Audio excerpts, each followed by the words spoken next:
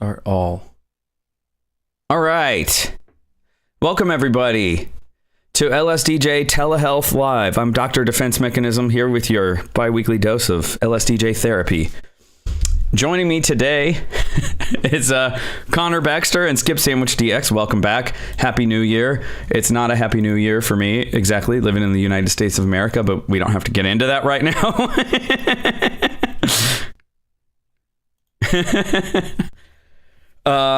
Yeah, so we left off on the save file that was kindly submitted by Je m'appelle. So just to refresh our systems on how this goes. Oh, I did not also provide the link to the Telemelt room, which is probably I'll just play while you guys are listening or not listening. I'll just listen while you guys are joining. Okay.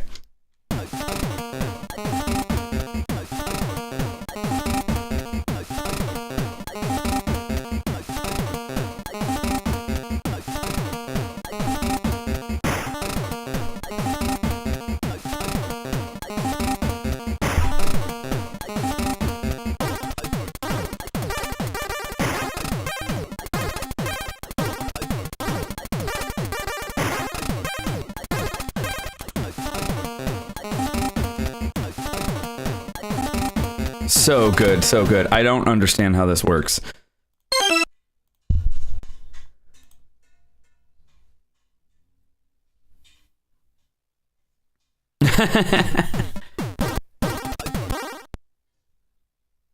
Uh-huh. Oh yeah, as you can tell, before we started the stream, Connor asked how MagFest was. My voice is still recovering from all of the yelling I did, but it was awesome. I played a bunch of open mic sets. People really dug it, and I got to see Trey Frey for the first time, and which was also the first time that he played in 10 years. I got to see Bitshifter, which is the first time I ever got to see him. I also got to meet him out. Like, I ran into him like 3 times outside of the festival. But oh, thank you. I totally forgot to get a selfie with him at all. And I was like, so I have no evidence that we've met, but a couple of people got, if you check my Instagram stories, or if you go to the profile, you can look at like highlights. I've got a MagFest set of highlights. So that's, you can see all of the cool stuff. I got to see .exe again. We first met 5 years ago in 2020 and haven't met since, but he's been cool enough to join the stream, so we've kept in touch pretty much that exclusively on the Telemelt streams. It was great. It was probably the best MagFest that I've been to so far. I also got to sit down at the jam space. .exe posted a little clip. It was like, I didn't realize this. It's just a whole jam session where anybody can go and sit in. So they've got keyboards there, and they put up charts of like video game songs. And like, I don't really play video games, so I wasn't sure how it was going to go. But when I sat in, the next song they put up was like the Chrono Trigger theme, you know, like Corridors of Time or whatever that was. So I was like, oh, I know this one. So it was cool. That's actually the only VGM song that I've covered on Game Boy. I don't think you can find it anywhere. It was like, you know, one of the first things I did, so it's not a very elegant cover, but I was like thrilled about that. So he got a little clip of me playing some keys. Well, it looks like he might be joining us shortly. Is anybody in chat? Can you oh man, if somebody's watching the stream, I think the chat should be working. I did try to confirm that it's working, but it's always good to double check that. I think I can make these source. How do I make this source visible? Here we go. Oh, no. Lexi's not watching the stream. Okay, so at least YouTube is working. Where's I just need to throw some emojis in here. There we go. Cool, cool.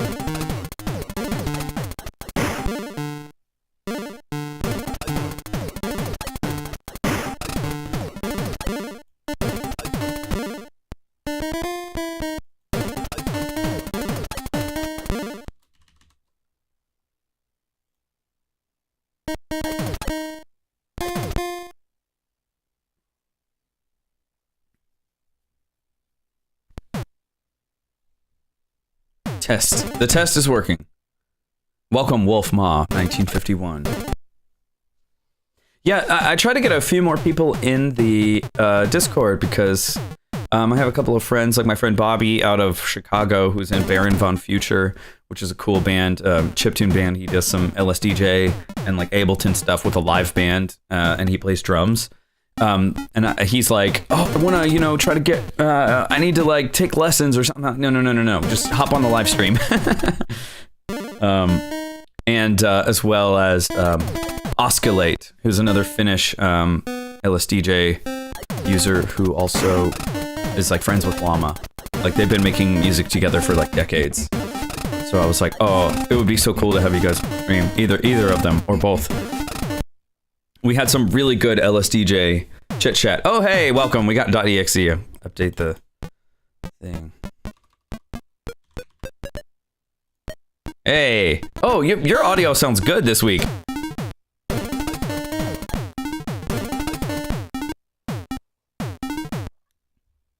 Oh, wow. Yeah, this is great. This is a real stream.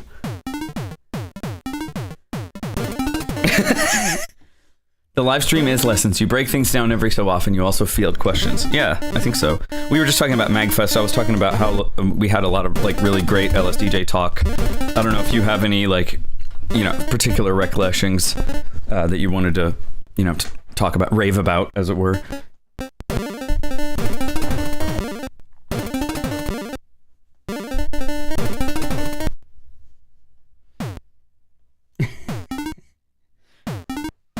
Somebody saw your entire open mic set. Do you remember? Oh, yeah.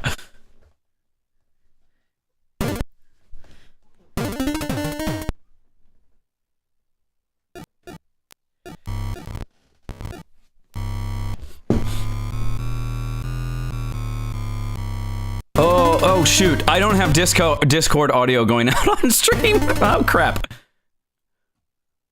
Just hang on. We've got it here. It needs to go here. Okay. No.exe's story. No. Say it again. Yeah, so BitShifter saw my whole set and it was extremely cool. And he knew who I was. Yeah. That's I sounded more excited the first time I said it. That's good. Yeah, I saw a few Death Mag it was pretty highlights. cool. I was there, and then I think you were walking past me when Glowmag pulled me in, because I saw Glowmag, and I was like, I know he's gonna know where Josh is. So I was like, hey, where's Josh? He's like, I don't know. There's noise. What the heck? And then I walked past him again, and when I was heading back to the chip space, he was like, hey, and flagged me down, and then. So I got to see. I was like, "Hey, I'm defense mechanism, yada yada," and then I saw you walking by, and I was like, "Hey, this is BitShifter. This is .exe," and he was like, "Oh yeah, the same guy like mixed your album who did my album, And I forgot that like I had recommended Luke Chaos to you. I was like, he mixed BitShifter's album. He's got a really good sense of sound and stuff. And BitShifter was like, yeah, your style is like totally suitable for his, and it works really well together. And you were kind of like beaming after that. Oh, yeah. We, I don't know if you heard this one from last time. This is a save file that Je m'appelle submitted to us for Telemelt.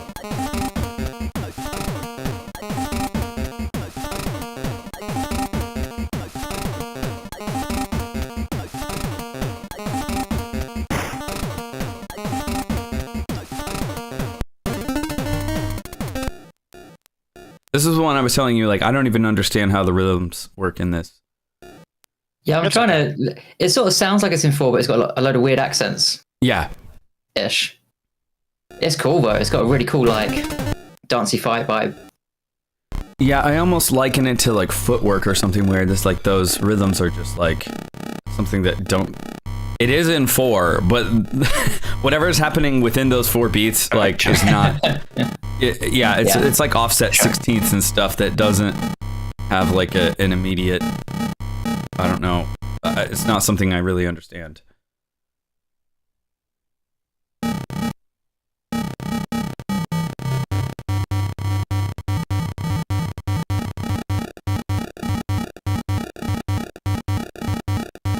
And something else that I realized, like, I haven't played a lot of the like psychology songs live, and it came out like 3 years ago because that stuff is so dark that I've been wanting to focus on like happier music again. But people kind of kept requesting it. They're like, "Are you gonna play psychology? Are you gonna play this song, that song?" I'm like, I didn't bring those save files with me, but I ended up like flashing them onto the cards, and then I was like, oh, I have to remember how this stuff goes. And then hearing that on Saturday and then hearing Bitshifter's stuff live, I kind of forgot how big of an influence Closed System Blues was on psychology, just in terms of like kind of the sound and like the angle I was going for. That's kind of like this really dark, like drum and bass, type stuff. So it was cool to like kind of remember that and like reconnect with that influence and like, I don't know, like relearn that understanding or whatever. I was really the first person I reached out to after hearing Trey Frey was Zenka Mani, because he's done a lot of like sitting in a room for hours trying to dissect like LSDJ sound design. Oh, your time's up, Skip. Oh, that's crazy. Yeah, give it over to Connor, I think. Can you hear me again, by the way? Oh, yeah. Yeah. My good sound device just died. Oh, no. Sorry. It sounds okay. Speaking of drum and bass, One Hit Kill was incredible live. Oh, like, yeah. That was like what every performer like aspires to. Like that was awesome. He is incredible. Yes, thank you, Lexi. I'm like, I was like, oh wow, I've got everything set up and ready to go, and it's been like 2 months. Yeah, and we only made it in like what 8-ish minutes with no Discord audio. But yeah, like he came in all the way from Australia, which is crazy enough as it is. But yeah, he's got some really cool stuff, really kind of like sample heavy. Like just like all kinds of samples of like dialogue or like random kind of memes and stuff. And then just really good like kind of drum and bass beats. And he also does like some nano loop stuff. Yeah, really, really cool, really creative. He really loved your psychology stuff. Yo, Hypnogram, welcome. I couldn't tell you how many times Hypnogram came up in all of the LSDJ tech talks that we had at MagFest. I was like, I learned this from Hypnogram. I learned this from Hypnogram. I stole the CRT array from Hypnogram and Little Sound Assembly. Speaking of which, we were, I was trying to get the exact like frequency values for like fine tune on the Pulse channel and possibly the Kit channel, although that works kind of weird. But we were talking about, has anyone ever done this? And one thing that came up was maybe Hypnogram has done it. Yeah. So have you ever done that? I was thinking, didn't you ever maybe take like a guitar tuner to a Game Boy and try to get like the exact offsets of the fine tunes? It might have been for one of the older versions, because I think it got changed in, I don't know, version 7 or 8 or something. But I was like, I swear that there's like a spreadsheet about this somewhere, but I couldn't remember. But I did find one, like I was just like trawling through the Discord like search results for like spreadsheet. And there is one for like the noise pitches. That's very me coded. There is one for like noise pitches. And of course those are now kind of in the program as like whatever the closest pitch is, it's like C, D, F, also, and G sharp. It's not exact then? No, it's not. Some of them are pretty close. C and F, I think, are the closest. The G sharp is probably slightly out, and the D is also probably slightly out. It should be consistent across pitches, but Johan said that the higher octaves have less accuracy, so it's like he's like, you probably want to measure in the lower octaves. Well, I just I'm just trying to do some funky like phase interference stuff. So I'm probably just gonna have to measure it myself. If you like that feature, you're welcome. No, I love that feature. I think it's cool because it's a very easy way of delineating whether you're in the short loop or the long loop noise mode. I mean, the long loop like integers don't really mean anything. They're just kind of in order from lowest to highest. I guess that's as good as you can hope to get. Yeah, I like that feature.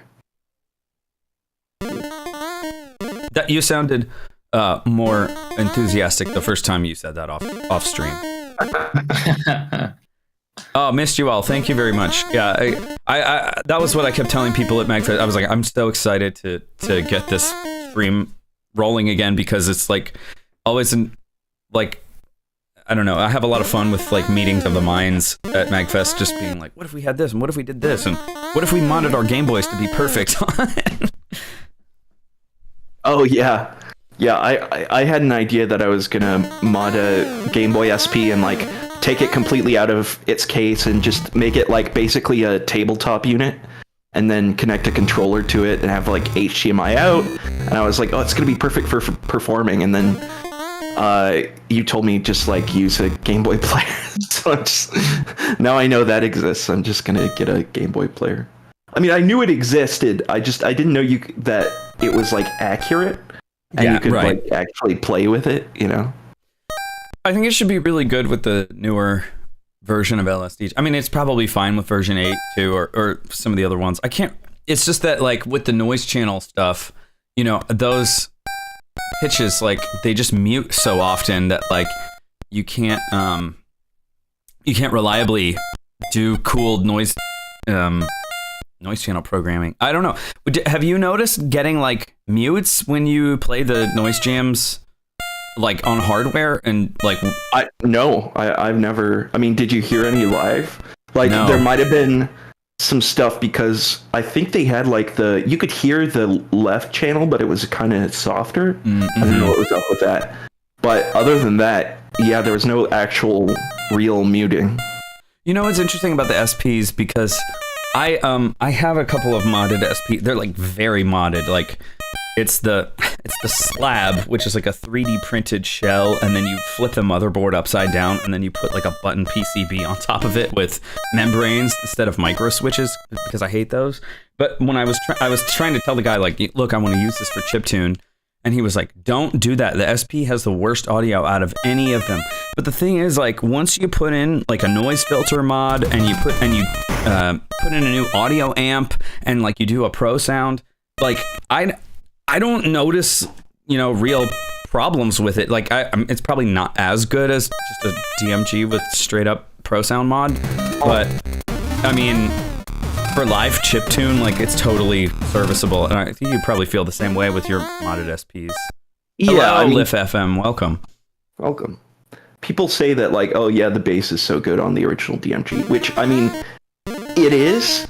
But like when you're playing live and everyone's like super bass boosted anyways, you can't tell the difference. I'm sorry. Like, Yeah, I don't play, but like I tried this last year. I just plugged the DMG like straight into the aux cable for the open mic, and I did not like the way it sounded at all. And I'm like, I write my stuff on hardware for the most part, or at least I check it on hardware. I've been using emulators more lately, and I'm like threatening to go full emulator all the time.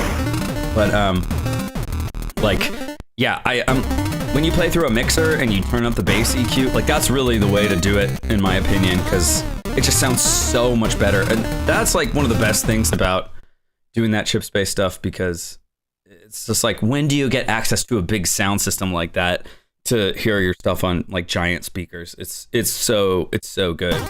I was trying to tell you that, like, I bet you had that experience too, like standing up there and hitting play and being like, you know, and yeah. Hey, welcome, Noise Commander. Noise Commander 3DS. Have you ever used LSDJ on a 3DS? I tried it on an old 3DS. They had like RetroArch builds, and like it seemed good, honestly. I made a song on the Wii emulator in 2009, and then I never opened it again. I've never listened to that song again. Nice. We have to push it on stream. Yeah. Honestly, I have a Stream the DMG, Wii. but I'm probably stick to emulator long term because I prefer using my fight stick for interface. Yeah, I think that's a big one. I just like, I mean, with the Anbernic, like I have the Anbernic like RG35XX Plus, and you can set up sync thing on it, and so like this, it will just sync the LSDJ ROM and saves directly to my PC, and that's kind of amazing. And so it just be like a drag and drop, a drag and derp. Emulator because spine and neck. Yeah. Yes. I learned LSDJ on PSP. Oh, that's funny. Did you get into Piggy Tracker too, or just LSDJ? Got about a minute left. Cool.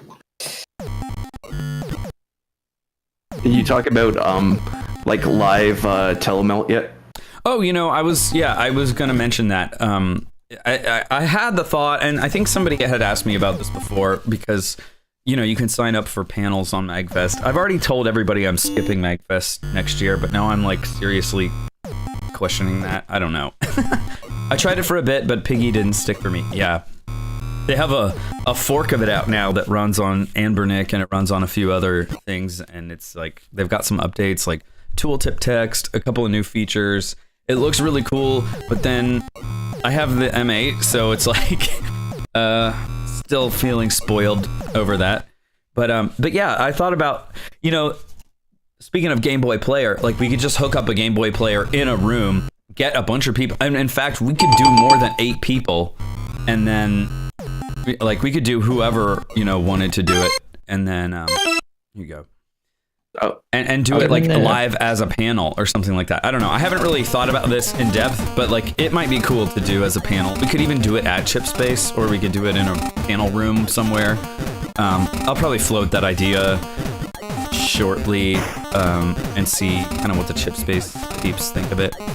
This is I don't know how we wouldn't have time. Space. We wouldn't probably have 2 hours of stuff, but like there were folks this year, like Livy94 did like a how to use the Earthbound music editor to make like Super Nintendo songs. So I know they do sort of like workshop type things there, but it would be tough maybe to limit it to like 1 hour. So I don't know. Or maybe 90 minutes would be suitable. I would feel bad taking away from like the open mic,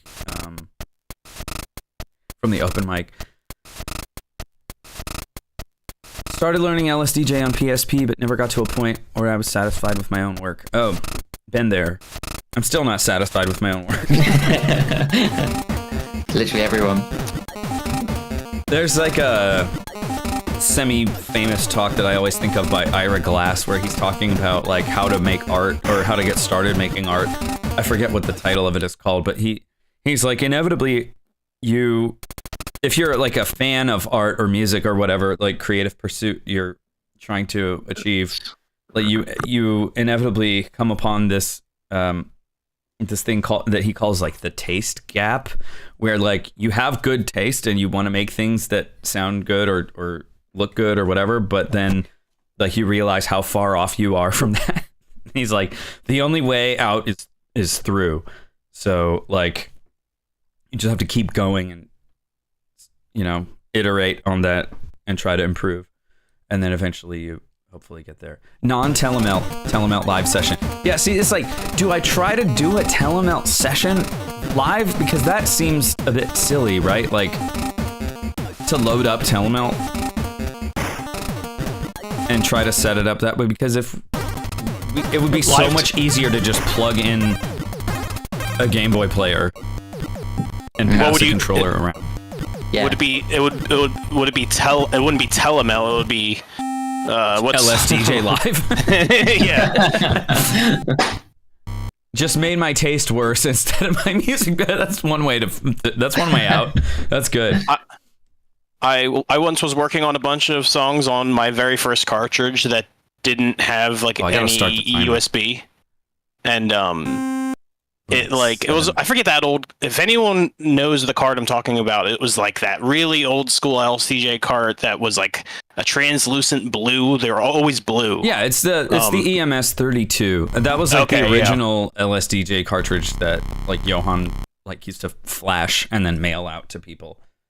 Okay, yeah, it was that one, and I remember I was working on so much music, and then I popped it in the Game Boy player, and it just corrupted everything. It just, I don't know what it did, but like it just ruined everything. And flash cartridges do not play well together, and that was a problem I had with like some of the Benven cartridges. I was like, yo, I plugged this into my Game Boy player, and it is like, it does not work. So that is something to keep in mind, like depending on the flash cartridges you're using. I think the Inside Gadgets ones, like they all seem to work well. The Benven version 2 El Cheapos, those work well. And then like the Dragon Derps, those all work, but yeah. Oh, Noise Commander. The only way I learned LSDJ operation was using the M8 myself. I was a Fast Tracker 2 kid. Oh, that's cool. Hey, Cab Corp, welcome. Being manic depressive does not help because I have so many other interests. It's hard to keep commitment. Actual deal. How do you play live? Does somebody want to answer that, or should I go for it? I've never done it, so I'm not equipped. Yeah. I've only busked like at conventions and stuff. Okay, nice. And that's I mostly like just did live mode. Yeah, some people do live mode. I don't. .exe, are you still? Do you do live mode, or do you sequence everything out in advance? I do not do live mode. I've tried it a few times and just like it's no one cares. It's mostly for me. This is very nihilist. And just no one cares. I don't do live mode. Now we have the option to actually queue rows even in song mode. So sometimes like I'll use that, but I think it's fun to like tweak parameters live. So there's like mute and solo. So I might mute like the wave channel or solo one of the pulse channels during certain phrases.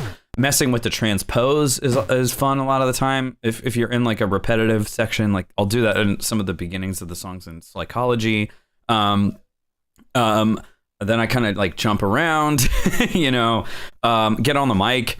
I think it's important to at least talk to the audience at least once during your set and acknowledge like, thanks for checking me out. Here's where you can see my stuff or whatever. Live mode is for the brave. Yeah, I admire the people who do it. I know some people have talked about like they have a set number of phrases, and then they'll kind of like combine them differently live. So it's not like a full-on structured song. It's just like different sections that they kind of sequence live. Almost more of like a techno type feel. Yeah, if anyone goes on my SoundCloud and listens to Welcome to Magic Hand, it's a Earthbound reference. That song was made for Otakon 2011, and that was two LCJ, and it was just all separated like chains, with spaces, and everything was interchangeable and kind of like cohesive together in a weird way. So I was able to just kind of goof around, and it constantly had like momentum, like a marchy kind of feel. That's cool. And I just did that for hours and hours, and I met a lot of cool people. There's like I kind of wish sometimes that I would perform my songs a little bit more before I like record them. It's kind of like some bands tour their material and then they record them, whereas like some do the opposite. They'll record them and put them on a record and then do the tour. But like for example, like one of my songs, Laundry Quadrant, has this kind of like glitchy sample section in the wave channel, and I've found it really fun to like go in and tweak the sample kits and like mess with the distortion and the fine tune and stuff like while that section is happening.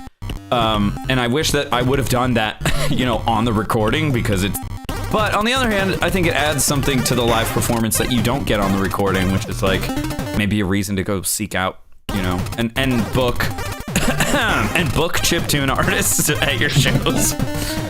Hey, I'm gonna get something a little bit more unique than just hitting start or whatever. I try to at least do something that's gonna add to the performance rather than just kind of standing there and pressing play, which I love that too. I don't care.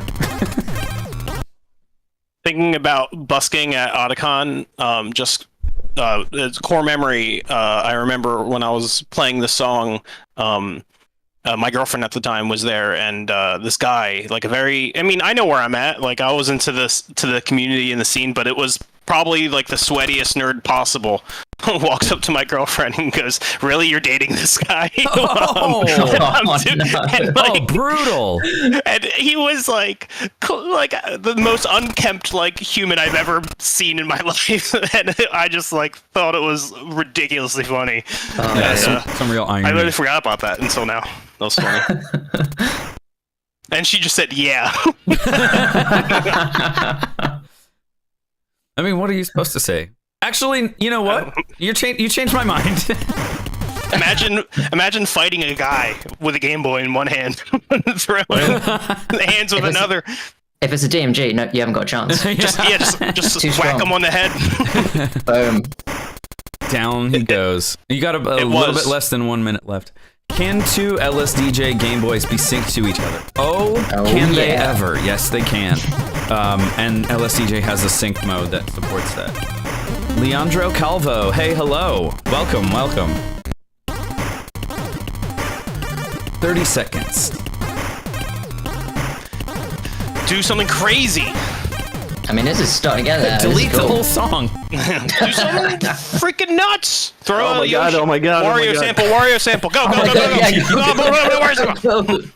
5. Oh man, 4. I gotta add some more. Animals. No.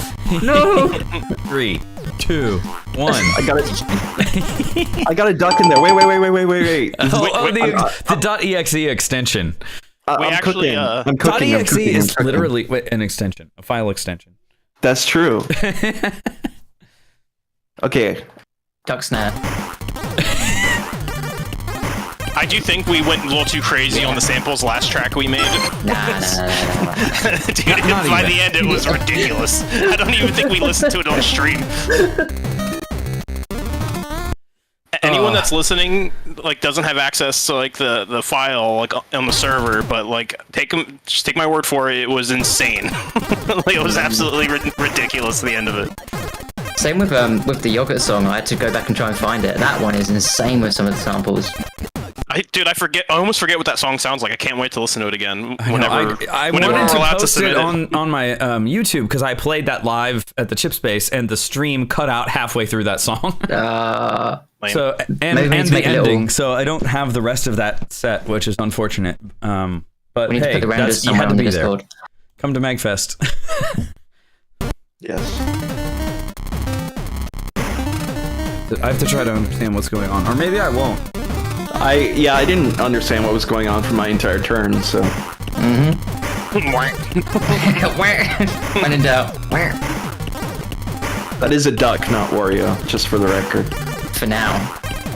Yeah. Until it's someone else's turn.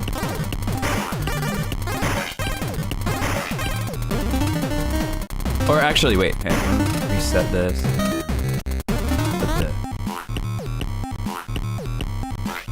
Yeah, there we go.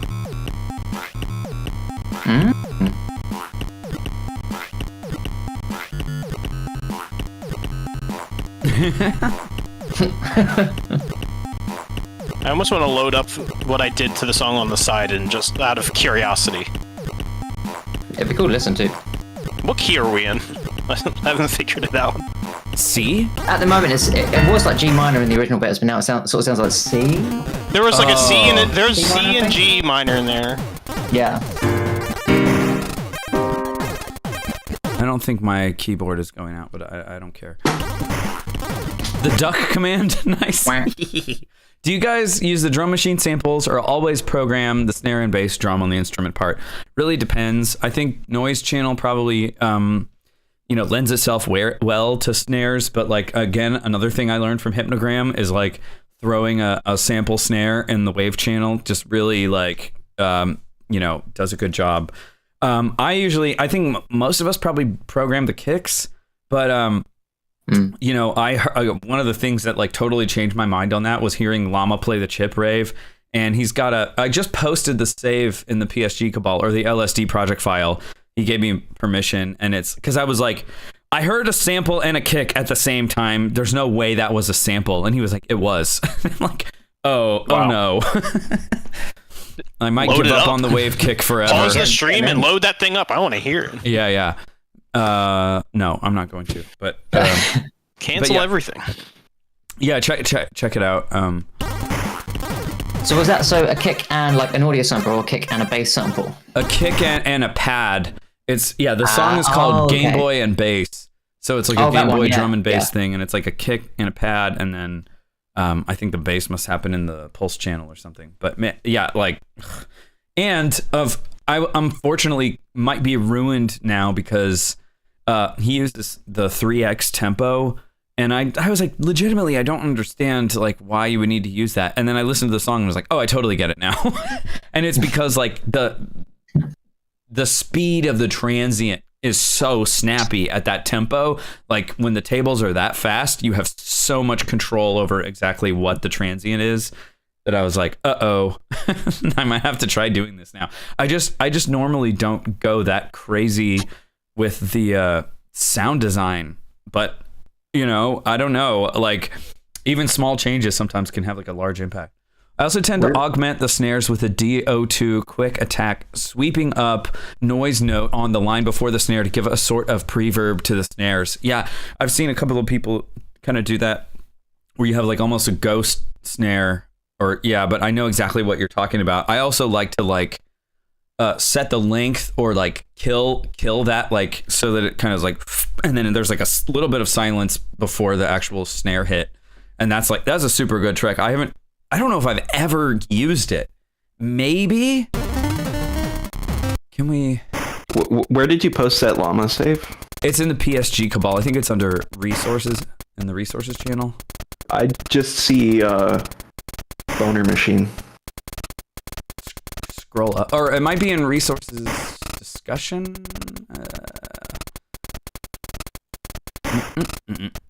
Oh yeah, Game Boy and Bass. It's in resources discussion. Sorry, I probably should have posted it in the regular. That was probably a mistake. I think I meant to post it in the other channel. Banned. Yeah, channel fidelity ruined.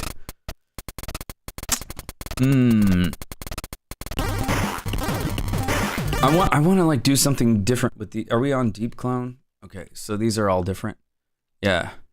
So what's Boner Machine? Is that track worth checking out? That is an old Curtis, aka Solar Bear project. So I think I think this is for 2x LSDJ, so 2 Game Boys. But in the README, I think there's a link to the album if you want to like check it out. I don't remember why this was like a big deal, honestly. But Curtis, there's some cool time signature stuff that he does, and another one who I saw play at Little Sound Assembly that made a big impact as well. Yeah, he's in Zaku now, and Solar Bear sucks. Multi-talented dude. Is it possible to make the wave channel bass sound like an envelope filter thing? Yeah, kind of. Let's see. Where's something we could? Let's clone this instrument. Wave. Let's get Solar Bear out of his LSDJ retirement and on Telemelt. You know, he did a song on, I want to say it was the Chip for Change 2020 compilation. He was doing music. His solo thing is now called like Twirlin' Curtis, or was, but he's also in Zaku. Envelope filter. So usually you would kind of like mess with the filter cutoff and the Q. So probably higher Q at the top and then lower. Cutoff, and then lower the cutoff here. I mean, something like that, and then length F, speed 3 or 2.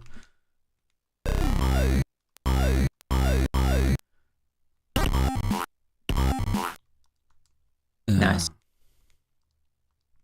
Oh.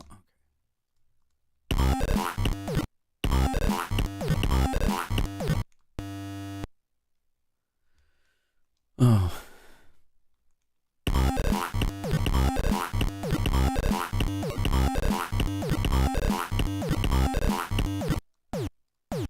what I call music.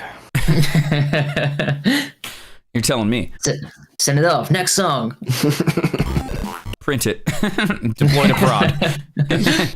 Wow, that sounds cool. Yes, it does. Couldn't agree more.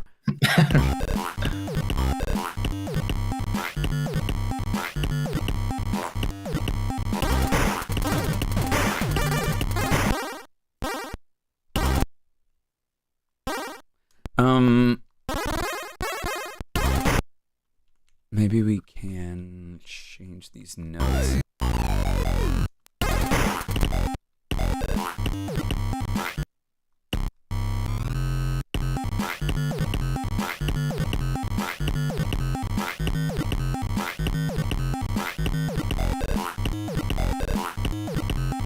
Oh yeah, how much time do I have left? Like none, because I spent a bunch of my time answering questions in chat.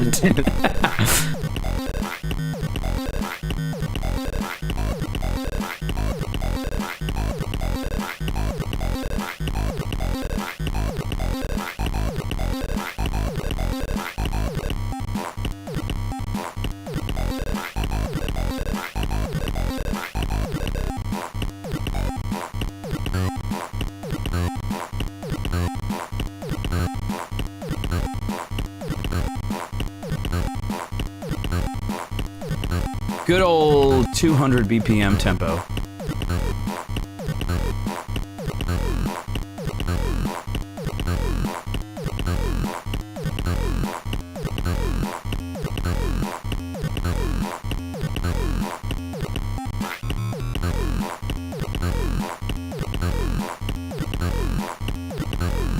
Fun fact, that's not a visualizer, it's the back of stream. DefMef's webcam seriously looks like that. Confirmed. I am a glitchy a glitchy pattern. Makes sense. That tracks. Your electricity.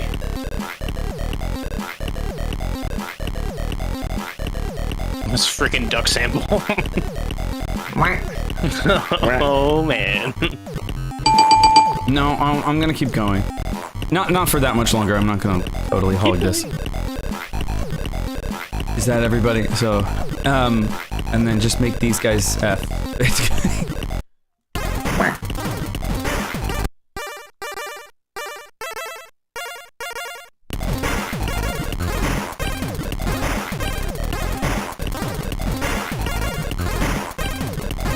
All right, somebody else can make this sound good. What do you mean? It already sounds good. You know what would sound great in here now? Of course, I've been corrupted by Trey and Llama, like, in terms of, like, now I just want to hear synth pad samples in the wave channel. But yeah, I was saying about Trey, like, I heard that stuff, like, I was in the front row and just heard that sound design, like, blasting at me, and I don't know, I've always been kind of like, who cares about the sound design? Like, if the kick sounds like a kick, that's sufficient, right? Like, you don't need to, like, go nuts. And then I heard, like, Trey Frey's kick, and I was like, how do you do that? And, so I immediately reached out to Zinco Money, because, like, they've, like, spent just hours and hours, like, obsessively looping certain things and listening with, like, an incredible ear to an attention to detail to try to get, like, the almost exact, reproduction of that sound. And, like, I don't know, part of me is like, these techniques, like, shouldn't be lost to the sands of time and corrupted hardware. The decaying hardware, like, I think that this stuff should be preserved. And so, but it was like, this kick is, like, so snappy. How is that accomplished? And part of it is because, like, the old, like, version 3 and 4. Oh, hang on a second.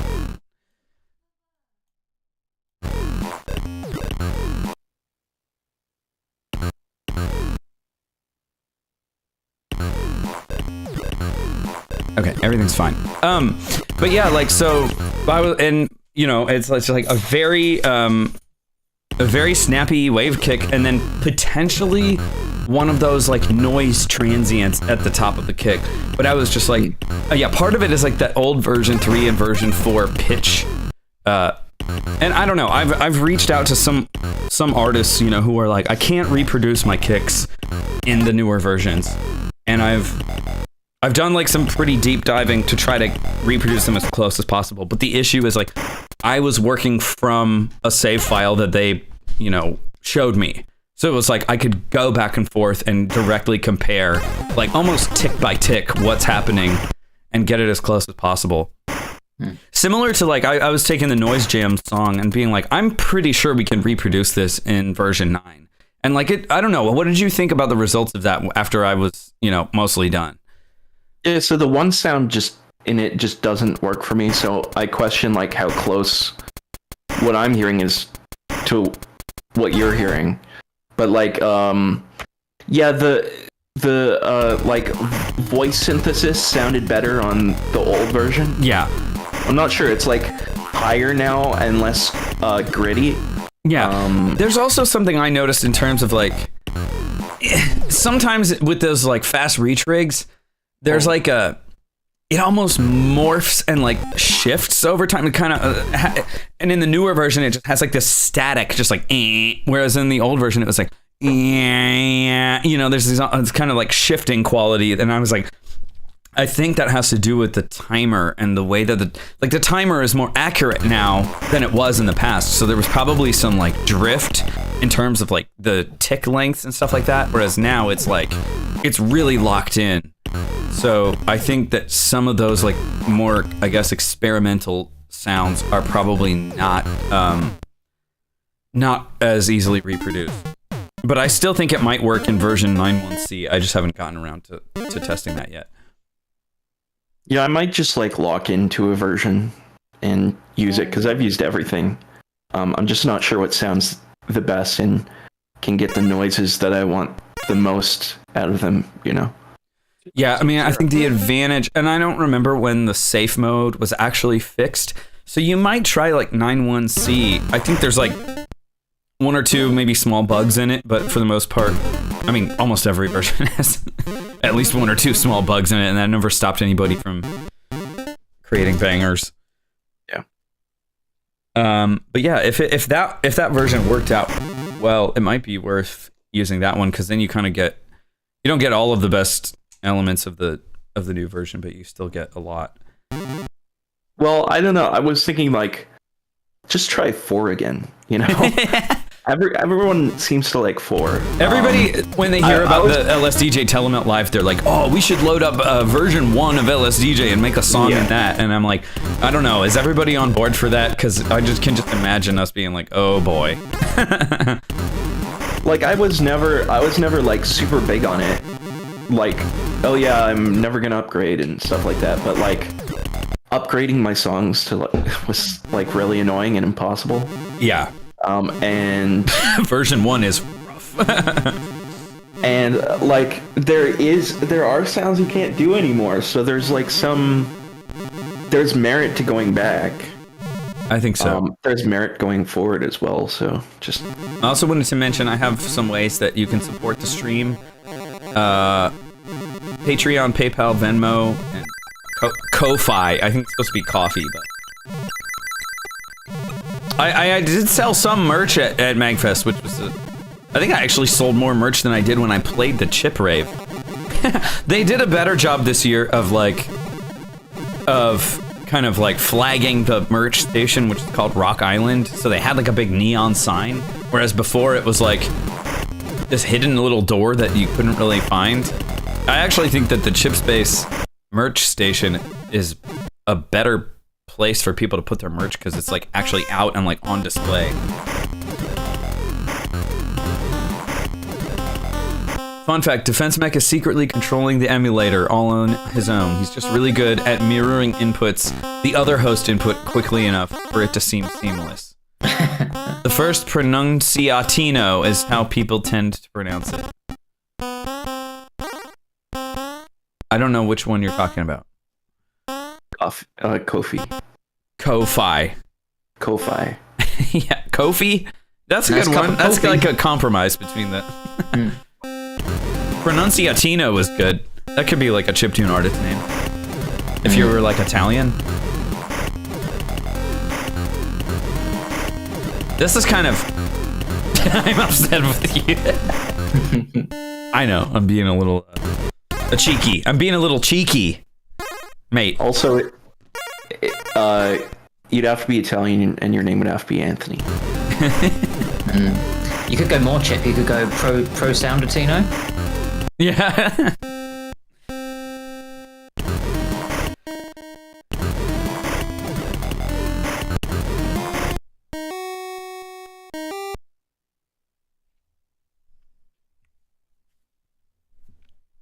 Yeah, I kind of picked a bad time for the stream today in terms of viewership. Oh, I also didn't promote this on any of my Discords, but the Battle of the Bits like Advent stream is happening. I think it started like 20 minutes ago. I'll probably tune in. Well, I guess they're probably only going to do the top however many. So, but it might still be going on after this. Skip, have you talked to Je m'appelle in the intervening like weeks or anything? Last time we were chatting was about video games unrelated to chiptune. Oh, okay. Specifically the Link to the Past randomizer, which is super fun. I've heard there's some crazy ones for that. Dude, very insane for someone who absolutely loves that game and able to like replay. I've never played any of those, but he's super into them, so we had a quick chat about that. And his favorite Zelda entry is the Minish Cap, and apparently they have another one for that. Oh yeah, it's a banging game. The music's lovely as well. Yeah, it's been a while since I played that one. I played that one briefly because I have like I got a GBA flash card like way back in the day. I don't remember it very much though. Like Link to the Past. I grew up with Link to the Past. That was one of the first like video games I ever had as a kid. Nice. After all I've done for this stream, sitting here and doing nothing just for you, and this is how I'm treated. Ooh woo. Yeah. Thank you for being here. I do appreciate everybody in the chat, and thank you for watching. It really does make a difference. Even though I love chatting with the people on the Discord and on the chat, and y'all are essential to this because I couldn't have the stream if it was just me. I mean, I could, I guess. But if there was nobody in chat and nobody in the Discord, that would be a bummer. One of my first video games was Balls 3D. I don't think I know that one. It sounds worse than it should. Yeah. I love playing with balls. Or maybe it's Ball Z. Time's up. Yeah, my goal is just to try to find some melodic footing while listening to the conversation, which is kind of impossible. It really is. Yeah. It's a trash quote unquote 3D fighting game made of balls. What system is that for? Is kind of just like, hey, what's been going on? How was MagFest? And like the music creation is like kind of coming in last. Oh, SNES and Genesis. I had it on Genesis. Nice. By the way, I remember when I saw Trey Frey, like, I don't know, forever ago, it was like over, like 12 years ago. I remember that, like, there was a huge crowd at 8 Static, but most of the people were sitting in the back of, like, the room. And I just remember him, like, gesturing to everybody, like, just come up. No, that was a super cool tip that, like, I learned. Because people will do the same thing at the chip space. They'll kind of hang back and be like, is this going to be good or whatever? And like, if you're just like, hey, I want everybody to take 5 steps forward, it makes such a huge difference. And like, I don't know, there are some things that somebody asked like, how do you play live? And like, part of it I think is watching other people play live and kind of like taking the things that you like, that you relate with, or that you think, oh, that's cool. I want to do that too. I think it's like, let's see. I'm trying to hook up this piano. Program whatever you just did, Connor. Yeah, I'm gonna try. Throw that in there. Honestly, I think when you're playing live, this sounds like super gimmicky, but some kind of prop helps. Like Sock puppet. yeah, I mean anything. Like playing with the bleepler live feels way better than just like standing there. Oh, and being- what? That's You had one thing. those? So there are some clips on. I did see that. That mentioned was hilarious. on my Instagram. So I got Puke 7, from Battle of the Bits, B-Nox up, and I was like, "You want to play Bleepler live?" And I have one, and then I gave the other one to .exe. So I was playing this song, and then they both had 2 bleeplers into the mic, and I was trying to use it, but like in between my set, but I didn't show off what it was. So it's just sometimes the microphone sounded like, like, and it made no sense. So then, but yeah, like I said, the stream cut out during that part of my set. So, but there is a clip of that on the Instagram highlights. If you go to my profile, there's a highlight reel called Magfest 2025, and it's got a bunch of clips of everybody who performed. Yeah, also just like I grew my hair out since 2020 when I last performed, and I feel way more comfortable on stage because I like have something now to do, which is just like I'm not very good at dancing, but I can like wave my hair around and like headbang, and Yeah. it looks pretty cool. Yeah, I was watching your set on Instagram, and I saw your long hair. I was like, that's what's up. I was like, definitely had that rock star look to you. It feels so good. It like if you just have like a look that you want to go for or a prop, like it's something you can do in advance that probably like probably would make you feel nervous to do, but like once you're up there, like it's just way better to have something. It's like a shield from the audience, but it's good. I mean, everyone enjoys it, right? Yeah, I don't smoke cigarettes, but I would imagine it'd be cool to smoke a cigarette. Hey everybody, I'm the cigarette chiptune guy. Any I mean, event, there's any gotta be any live events in Scotland? Not that I know of. There have been a few UK based events. I think there's been like, what is it called, like Superbite, or there was another festival I think Shirobon put on called like Hyperwave. And then sometimes Harley will do gigs, but that's more in like the, more in Britain than in Scotland or Ireland, as far as I know. I think Je M'appelle is on the Isle of Man. He is. I don't even know if he's ever like performed. I don't know. I really enjoy. Wait. Sorry, I missed something here. That said, I managed to convince an entire group of Australian music trivia nerds that Balls 3D's soundtrack was better on Genesis. I really enjoy the seamless DJ mixing between Game Boys for sure, but it's a little scary. Yeah, that is sometimes where I'll use live mode for like the quote unquote real fancy sets that I've done.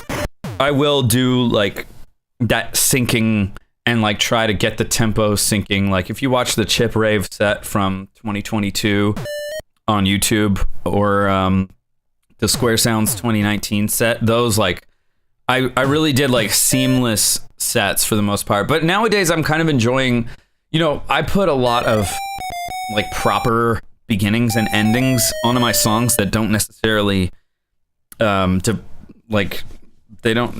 not that well suited to live syncing, because and also like I don't know, I just like being able to get out of a song without having to fade it out, and then like talking in between. So I'll do that sometimes. When I grow up, I want to develop performance anxiety. Wait.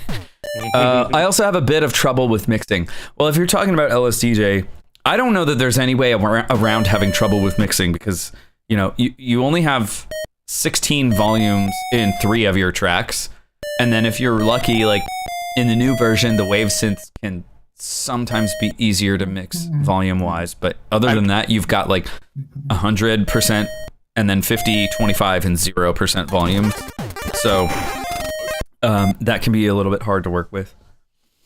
As a kid, I used to not mind doing solos in front of large groups of people, but I unironically think I'd have stage fright if I were to try it again. Yeah, like we kind of talked about this too. Like, I think to some degree, it's almost just like the practice of doing it a bunch and getting familiar with it. Because I mean, I've had stage fright. I spent, a good amount of time like playing in bands or playing in other capacities where eventually it kind of like whatever, and then you sort of feel like you know what you're doing. But in any kind of situation where you're putting yourself up in front of a group of people and trying to like show off a thing that you've accomplished or whatever, like it can still be nerve-wracking, and I don't know that there's another way around it other than just practicing and doing it over and over again. Oh, DJ mixing. I don't even do DJ mixing, so I know Llama was in a bit of a dilemma because I think he couldn't find the power supply for his DJ mixer, and he was like, "Can I use yours?" And I was like, "I don't have a DJ mixer, and the routing on this thing like doesn't allow you to queue up another track while you're playing the current track." But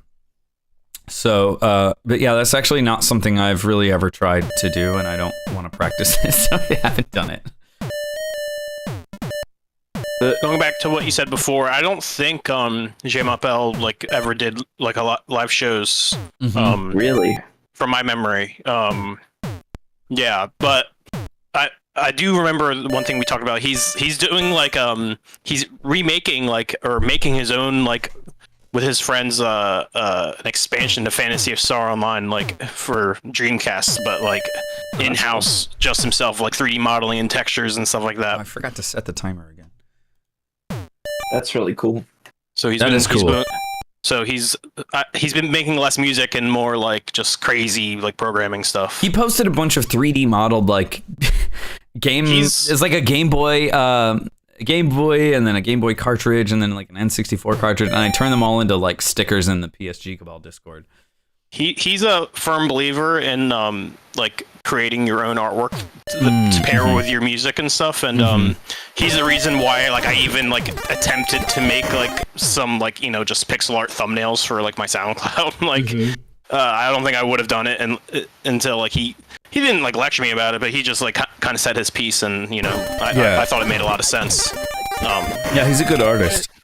Just a different form of expression, that you make based off of like the inspiration from the track and stuff, and after looking at all the crazy stuff he's made, like it's very original. And yeah. We also had this conversation at like the birth of like AI art and stuff. Oh yeah. And so that was a big topic. I like that idea, but like I feel for I also like reaching out to artists who need support and like giving them a job to do. Oh yeah. Like I had a very specific thing in mind for my album cover, and I could have like practiced a lot, maybe, and gotten good at drawing again. But yeah, I forget who did the cover, but they did a really good job. Oh, it was Kef. Kef, yes. Another Kef. Finnish chiptune artist. Whose cover? Yeah, go ahead. The cover for my my album Jams.exe. Oh, sick. Yeah, I want to put that on a shirt. I gotta reach out to them and be like, hey, how do I do this? Redbubble.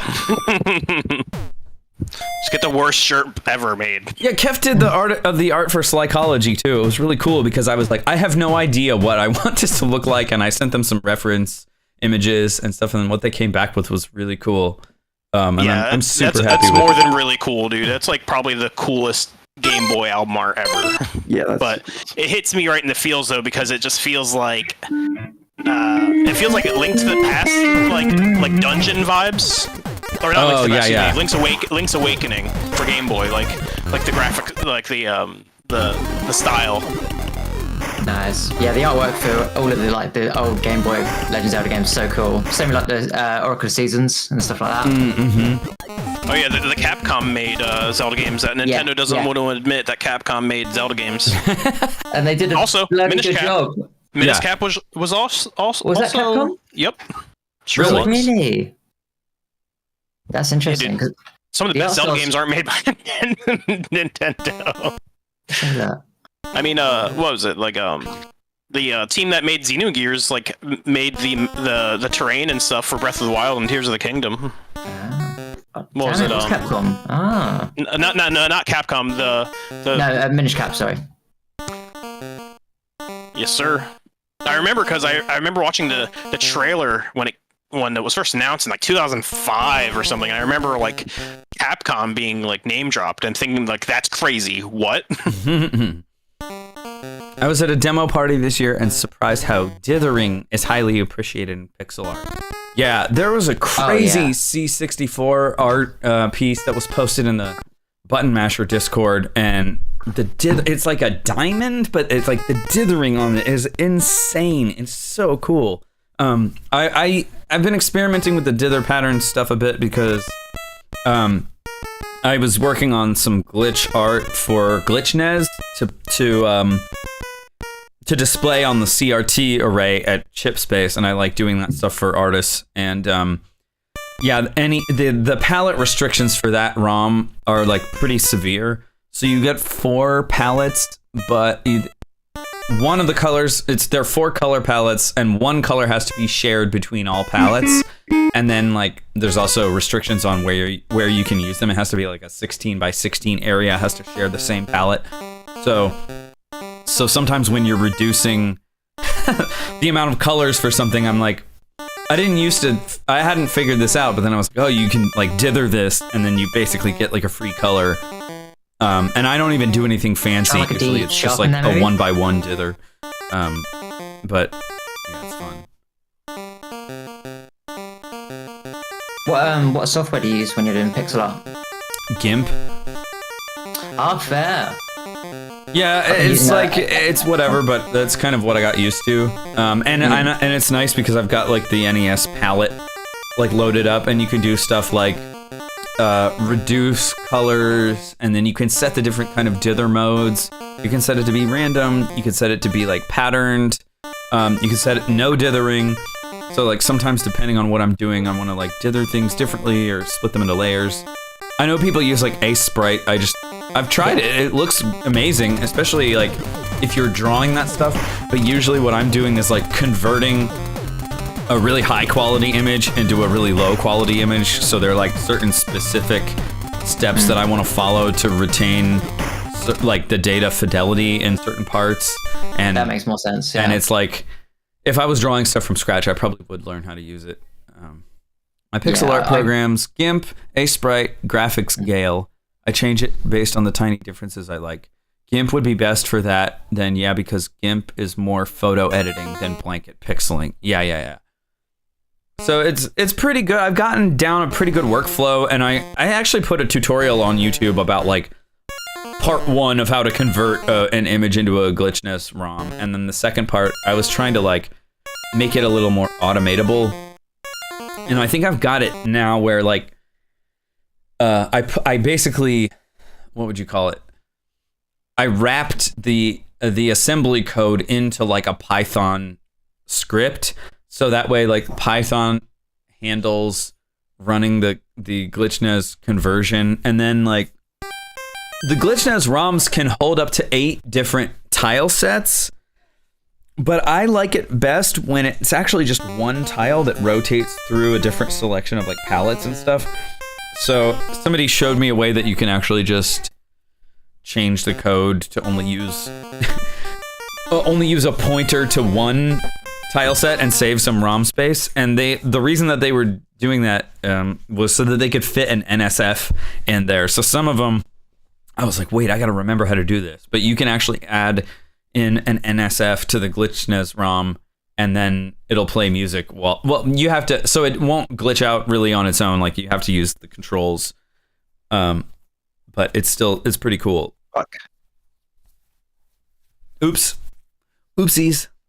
I have no idea. Deluxe Paint was cool back then. I don't think I have heard of that one. I do use Ace Sprite to recreate a photo or image into pixel art, but that's recreating when GIMP can do a better job of just converting it, period. Yeah, it's I have kind of a sense of what images would work well for that now, so I can look at something and be like, oh, this would be a good GlitchNez art, or like psychology, probably not because it's so many colors that it wouldn't reproduce well. But like one of the ones that I'm the most proud of is the Hypnogram Eye GlitchNez art. Like it reproduced so well on NES, and it took forever because a lot of that was like manual, because one of the biggest limitations is having 256 tiles. So like I really had to go in and like I use Make CHR for that, which is cool because it gives you a visual representation of, and it will like intelligently reuse tiles. So like if you're just looking at it, you could say like, oh, if I change this 1 pixel, it'll be identical to this other tile, and then it will reuse it again. And it was just like, That's cool. yeah, this is. I was like, I know I can do this, and I just put in a bunch of time and effort into like fitting it into that, and it's like, That's all right. it's so. I just felt so proud of that. I mean, oh yeah. I'll send you a copy. I still have it. I felt pretty good about the disposable planet one that I did too. Like I took his logo and converted that into a glitchless ROM. GIMP is script compatible. Yes, it is. I'm sure I have that on here. I finally installed F-Search. hypnogrami.nes. Found it. So now it's like finally got an index of my files that I can pull up instantaneously, which is something that Mac users have had for pretty much forever. So what I'm saying is I'm better than a Mac user. Man, I should just actually put this on stream because I'm so proud of it. I'm just gonna flash this on stream. Where's my studio mode? Add window capture.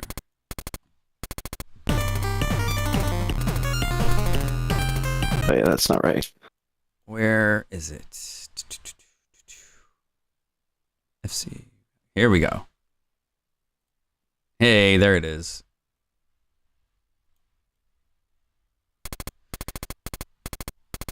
So yeah, that's NES. I've even got like the moire patterns and everything in there.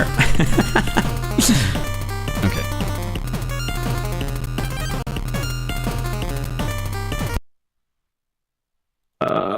How much time do I have left?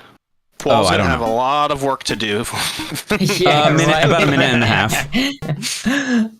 Yeah, I don't know what's going on with the rest of the song, so I was like, I'll just write a new section. Yeah, I'll send you the other one too. There's a where is it? Well, we It can says- definitely kind of like consolidate the whole top area a bit, and then kind of like a little weird breakdown into some melodic parts on B, maybe. And that's where Connor Baxter comes in and his guitar work. We need ARPs. Do we have any ARP instruments? Yeah, there's There's a couple on tables. I think there's like a C minor and Oh a G wait, minor. I didn't even show it because I didn't. Oops. I'm just looking at it in studio mode. Well, I'll show off this one first, actually. This is the regular. Don't capture cursor. Studio mode. Okay, here we go. This is the original like Hypnogram logo. And then That's cool. That's good. where are we at? I gotta load up the other one.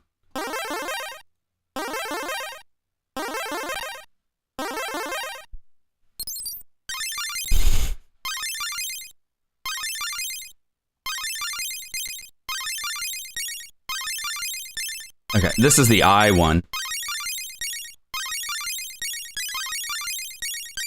It's Hardstyle Fox. What's up? I've just been talking about how I reached out to you about the Trey Frey stuff. The Trey Frey sound design. I'm like, I don't think Trey is gonna share any info. And unfortunately, I didn't get to meet up with him or anything, but...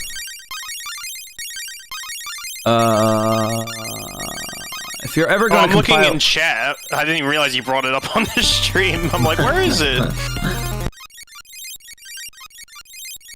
Sorry, wait. If you're ever going to compile all this stuff into studio albums, Paul needs a page to all themselves, given how heavily everyone's been relying on him. Oh yeah, I got a fair camp set up on my website, which is, again, I'm being cheeky about it. If you go to defensemech.com and mouse over the Spotify icon or click on that, it will take you to the fair camp page. it will first, if you hover the mouse over it, it will turn into a fair camp logo. So I thought, so it's got all my albums there, and you can download them, and you can click buy, and you can pay for them, or you can just click I've already paid for this, and download it. But I thought like, oh, this might be a good place to compile some of the Telemelt stuff, because that way I could just put it up for free and let people download it from the website. as well as maybe like uploading the tracks to YouTube or something. Because I do think at some point we should probably compile this stuff, and then I'll have to go back and figure out all of the artists who are on each track. Which is like, I've got it written down for every stream, but oh shoot, you're over time. I forgot to set the timer, but I'll just let you have the extension. Skip, why don't you take? Or no, oh shoot, I guess I should take over at some point. Of course. Yeah, I just finished. I'm done.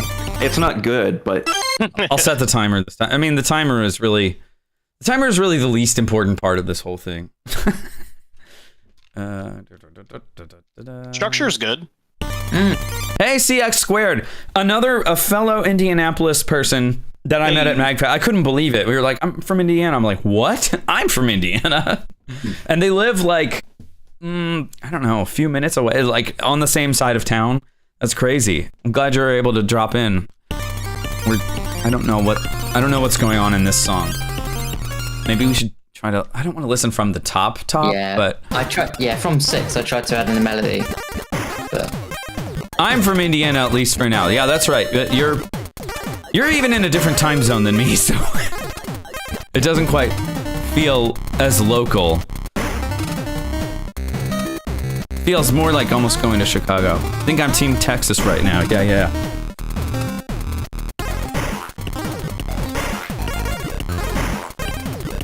Moving up to Chip Solani. Oh, nice! Along with Puke 7.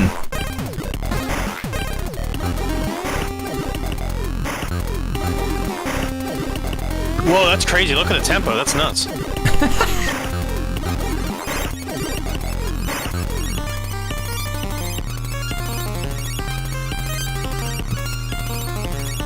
This is probably not synced properly, but whatever.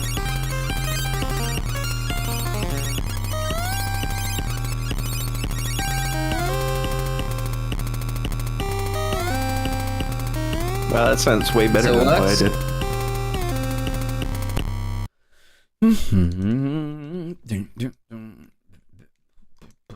Whoa. Bass. Gotta go. Good luck, y'all. Thank you. Okay. Loop. Ping pong. Always ping pong. That's what I think. Ping pong is the best. Out of all the play modes, what's your favorite mode? ping pong. Ping pong, obviously. Manual, once, loop, ping pong, or resync. Tag yourself. Indiana chip scene about to explode. I hope so. We were talking about a couple obviously there's times when ping pong isn't needed, but false. It's essentially this. Well, I mean, if the time literally doesn't allow, for the sound you want. I'm just picturing like a BuzzFeed questionnaire for which LSDJ synth play mode are you? Do you like to stay in one place all the time? One of those really like unbearable like social experiment YouTube videos where we all stand in a bright or dark room and we get voted off based off our wave channel preferences. Yes. Man. Ugh. I heard the term dead internet for the first time the other day. Because like now we have like AI regurgitated AI videos where it's like it's like some kind of like AI overlay, like voice overlay narrating an AI generated video from someone else, re-uploaded by a new person. Oh, nice. Not good.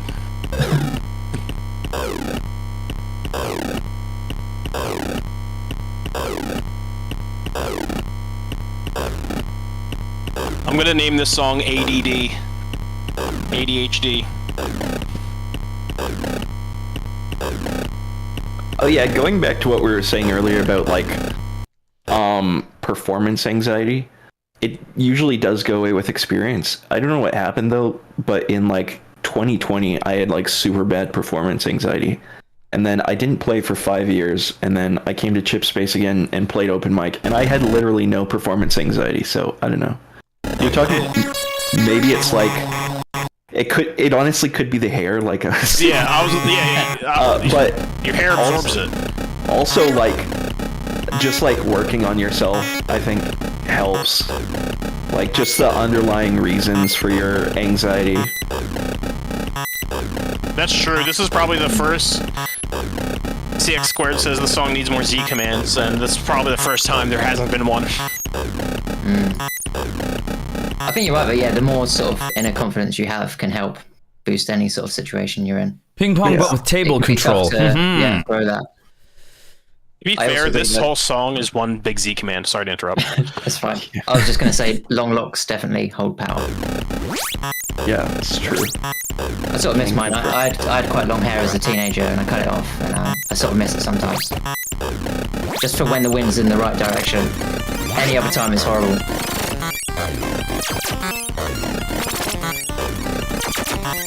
Noise Command says, what if you're a bald vote? You need to buy the coolest hat possible. And rock it forever.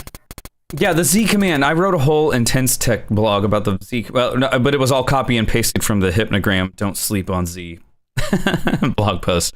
And also, somebody mentioned they were talking about mixing, and I was thinking I wrote a couple of those on mixing too. Again, on my website. And also, you can support me with these little.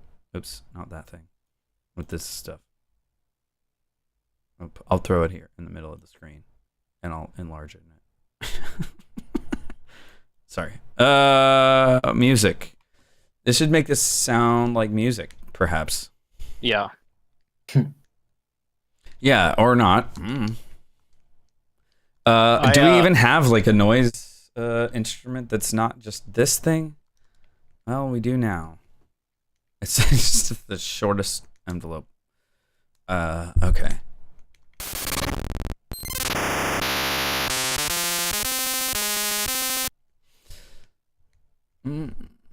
Yes. Here's an opportunity for Z commands. DefMech wrote an article about how to use the groove command and the overall groove in LCJ. And I had a question if it still applied to like the new version of LCJ, but instead of asking a question, I just linked him to his own article and asked him if it still applied to the new version. And his response was, "Do you mean the whole article?"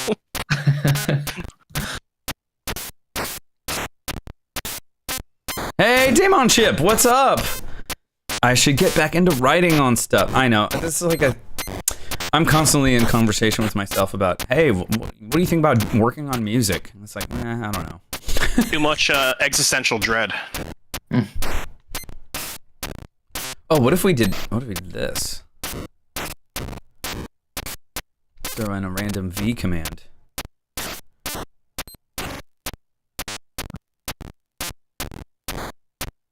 This is, of course, the issue with like those low noise pitches in the 0 and whatever range. They just sound silent. That's fine. Well, maybe we just make more than one instrument. That would be, like, for instance, instead of just putting K here, and maybe we can just turn this off. This is just music for elephants. They'll hear those tones. Oh, yeah. Is that a That's reference? one thing that's well known about elephants. They can hear tones.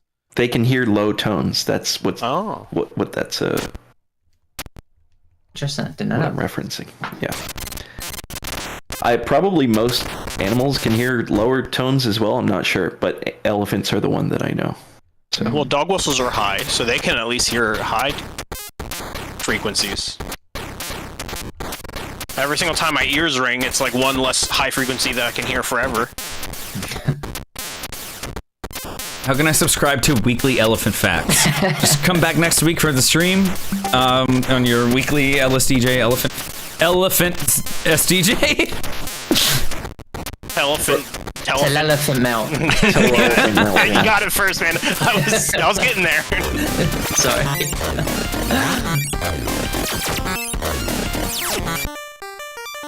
We need a elephant sample now. Damn right. We'll call the song Stampede. Oh, he's good. He's good. I'm trying to wait. I'm trying to just make some more space. Oh, I'm running out of time.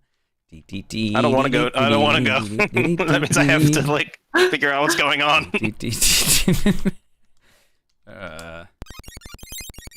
I usually always give my extra time to Paul, but he's not here. So sorry.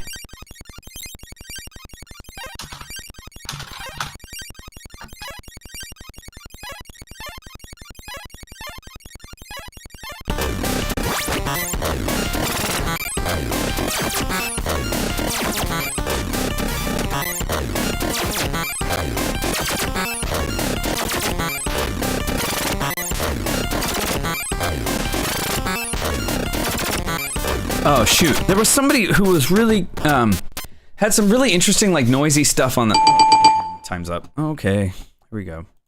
Not you. Well, you can take it if you want to. I'm gonna go in order. I'm actually working on my new album, Uncle Def. Oh, very cool, cousin Damon. I guess that would make you my nephew, but I think we're pretty close in age, actually. Oh, starting time.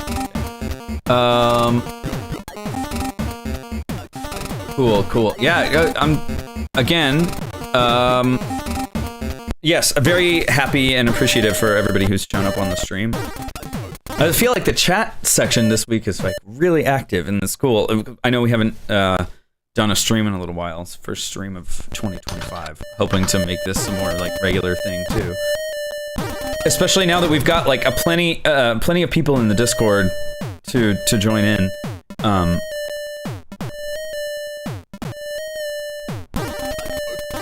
Also, I don't know. Sometimes it's like you do them, and then over time it sort of feels like we're running out of material, but then you take a bunch of time off and there's like a ton of stuff to talk about. Discord. Is there? Do I have a Twitch bot running? Usually what I do is invite people to the PSG Cabal, because that one's a little more chill, and there's also like a lot of resources in there, and then if people are really interested, they can check out the link to the Telemelt Discord from there, because like I like to keep that one pretty hyper focused on stream stuff, but then like more general trip stuff can be discussed in the other one. Wait, what link is that? Hang on, don't be just posting links willy-nilly in the thing. I don't know which Discord that is for. Is that? Oh, that's for PSG. Okay, that's okay. In Italy, especially in Rome, when we call somebody uncle, it's because he's cool. Okay, so this is like a jargon thing. That's awesome. In the US, this is like I want to say it's other cultures per se, because I don't really do this, but people call each other like nephew. That's like a thing. But there is also like sometimes if it's like a friend of your family or something, they just introduce that person as uncle. Like I had an uncle as a kid, and I'm like, wait a minute, is he your brother? Is he your brother? My parents are like, no, he's just like our friend. You can just call him uncle. Oh, okay. Whatever. Hey, that's actually like sounding like something I can understand, I'll say. It's got a melody, it's got some chords.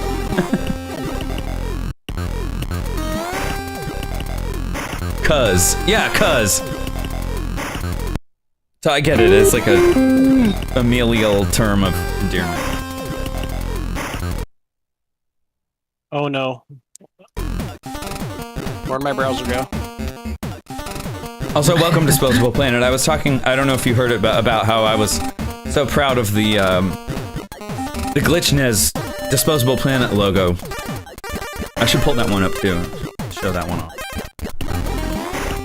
You can see it on the screen actually. Disposable Planet posted his chip space set on YouTube, so you can check out some of the glitch art on the CRT array there. I was happy that it actually managed to show up on stream. I think sometimes the lighting has been such that the screens just look white. It's like, oh man, I put all this work into these ROMs and like you can't even see them. Sorry about that. Yeah, thanks. Like I said, I think I kind of have a workflow down for if I can assess that an image would look pretty good on GlitchNez. I was like, I think I can manage this, and it turned out to work out. So that was cool. It's always cool to like feature the artists when at the Little Sound Assembly 2017, I made a Glitchness ROM for every single artist. That was an insane amount of work, but like I was able to grind, like doing all of that. Like I got the workflow down. I started kind of just like being able to determine really quickly what was going to work and what wasn't, or like what images would work really well. It really paid off. Thanks. Yeah, it's cool. And also like a bunch of those artists are like still around, or like the last time that I did the Glitchness stuff, I had made some ROMs for a bunch of the performers, and Shady Monk was on the same showcase as myself and Disposable Planet, and I like already had his ROM done, so that was like cool. This is like I don't have to do that one, Not every artist has like a logo or some kind of artwork that is like iconic enough, but like I did one for One Hit Kill, since he's got like a pixel art Game Boy logo and stuff, and I think that one also came out really good. Oh, I see. I posted a link fully expecting to get all my messages deleted by an auto mod, but yeah, I wanted to save them the trouble of finding the Discord you wanted to point them to. Yeah, I think I've tried to invite everybody for the most part. No pressure to join the Discord or anything either. That almost sounded like an elephant. Just trying to make a kick. Trying to figure out how to make kicks. Do you have it on drum pitch? No, that's why. And also, I would turn the transpose off. Getting there. Up, up, up. There you go. Yeah, I know. We have a wave kick.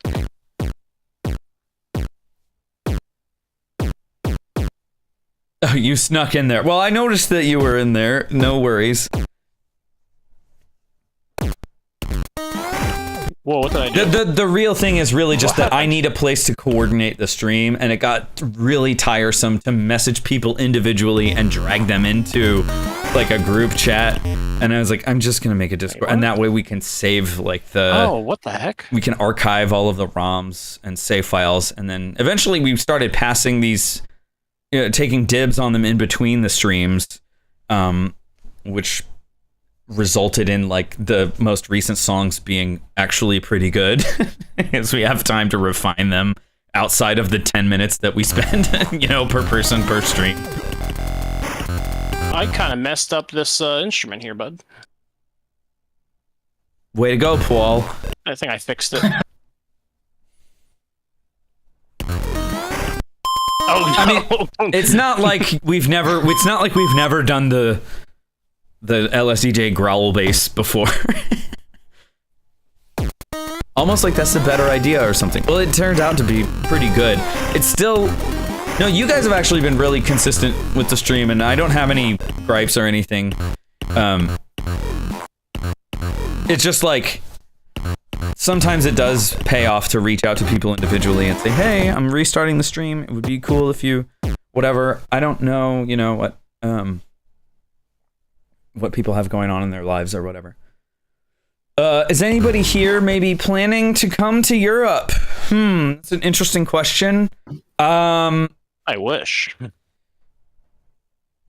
I know that there's Chipwrecked. That's like in August. There has been murmurings of something going on somewhere in Europe. I don't want to say too much more because I don't know if it's going to happen, and I don't know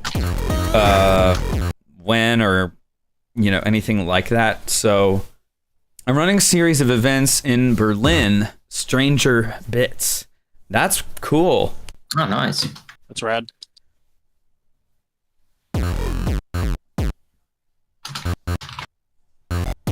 If you want to maybe post in the PSG Cabal about it, I don't know if you're in there. If you're not, well, the link was posted in chat, or you just feel free to reach out to me.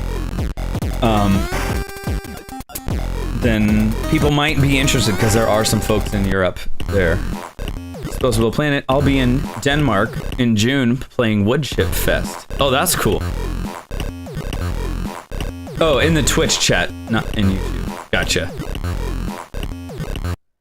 No way I'm gonna post it in YouTube chat. Okay. It's on my website. If you go to defensemech.com, then you can find that. I should like make a link or something that's just like defensemech.com/discord or Yeah, and that would just maybe link to the PSG Cabal invite. Oh, you're going to Woodchip. That sounds like a cool one.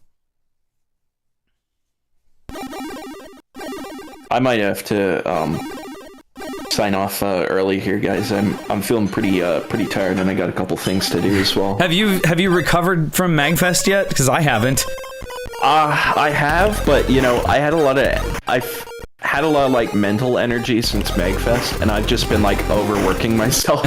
Oh no. Okay. Yeah. Well, feel free. I think we'll. All right. We might end the stream early. I don't know. It depends on what people are thinking.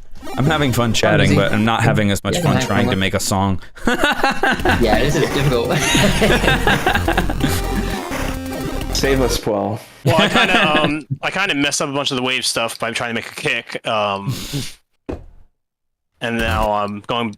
It's how many? It's been 10 minutes of me making. Oh yeah, you got 5 seconds left from when I started the timer. Well, I guess it's Connor next.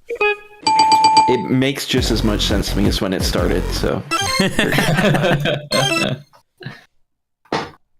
Actually, I did. Well, okay, I did a little bit of consolidating at the top. You there. did. You tried all of this, yeah. So.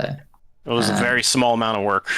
What am I doing? I ended up doing more damage because the wave channel sounds goofy now. And so is everything just that goes a long way? Like in Yogurt GPT, at one point I paused. I was like, okay, I'm gonna lay out the song structure. Yeah. And I think that helped a lot. Like, yeah, for sure. We didn't stick with that same song structure. Like, people extended it, but it still gave a lot of direction to the song. I think that's important work that's easy to forget about. Yeah. Yeah, it clears the mind and it makes it easier to focus. It's like the joke. It's like, oh, I'm not mentally ill. I just need to clean my room. Yeah.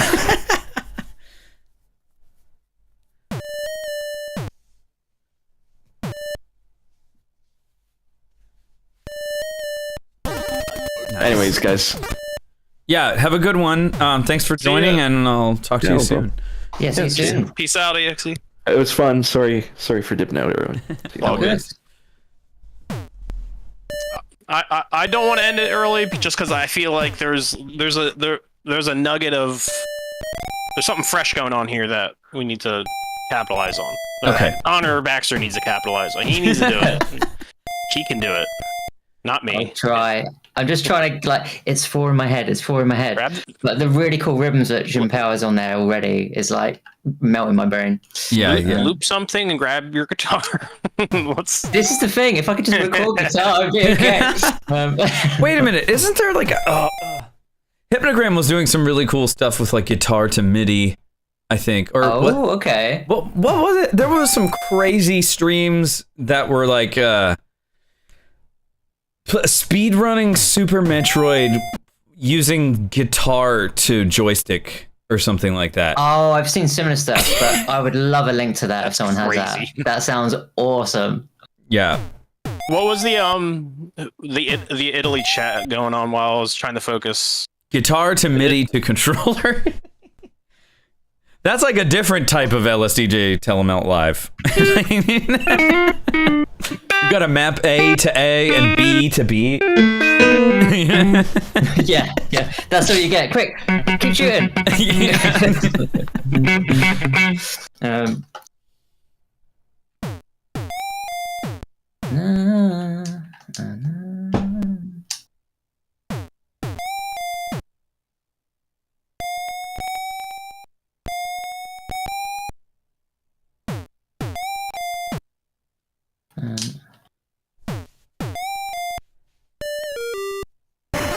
I have mapped the guitar MIDI output to MGB though. Okay, yeah.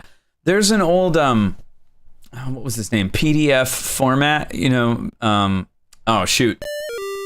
He was doing something like that back in the day, way back in the day.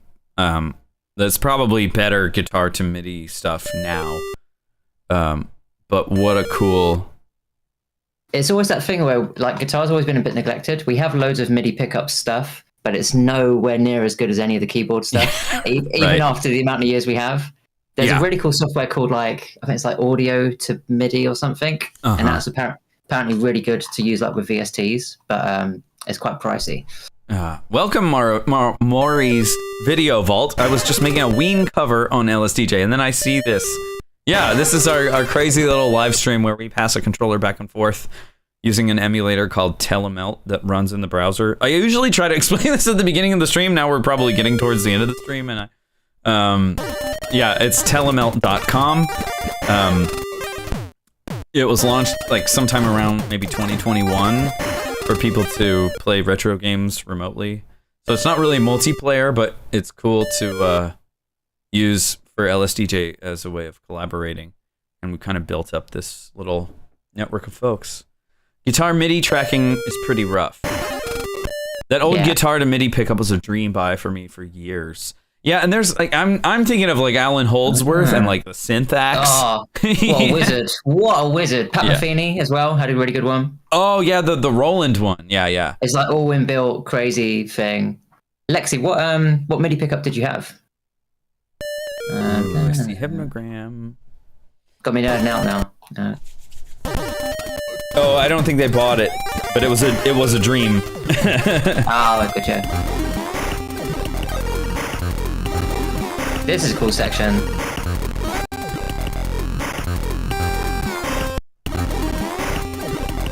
Yeah, I feel like there's a way we could transition like the beginning into like a super melodic, but still like keeping that like rhythmic like interest.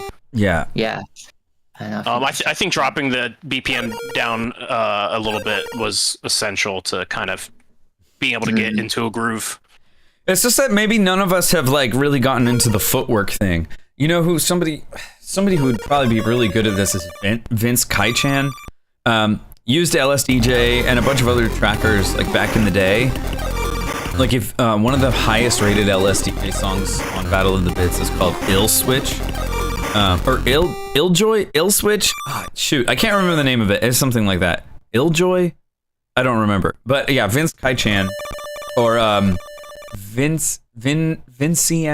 or something was like the username. Anyways, but then he eventually got into like footwork and made a whole album of footwork, and I'm like, oh, somebody who knows LSDJ and like footwork would be it would be cool to collab. I think I brought it up to him one time and he was like, yeah, maybe. I think also J Mapel could totally write something at 200. I mean, yeah, it would be a dream to get J Mapel on stream. I don't want to pressure anybody to be on stream, so like I totally get it.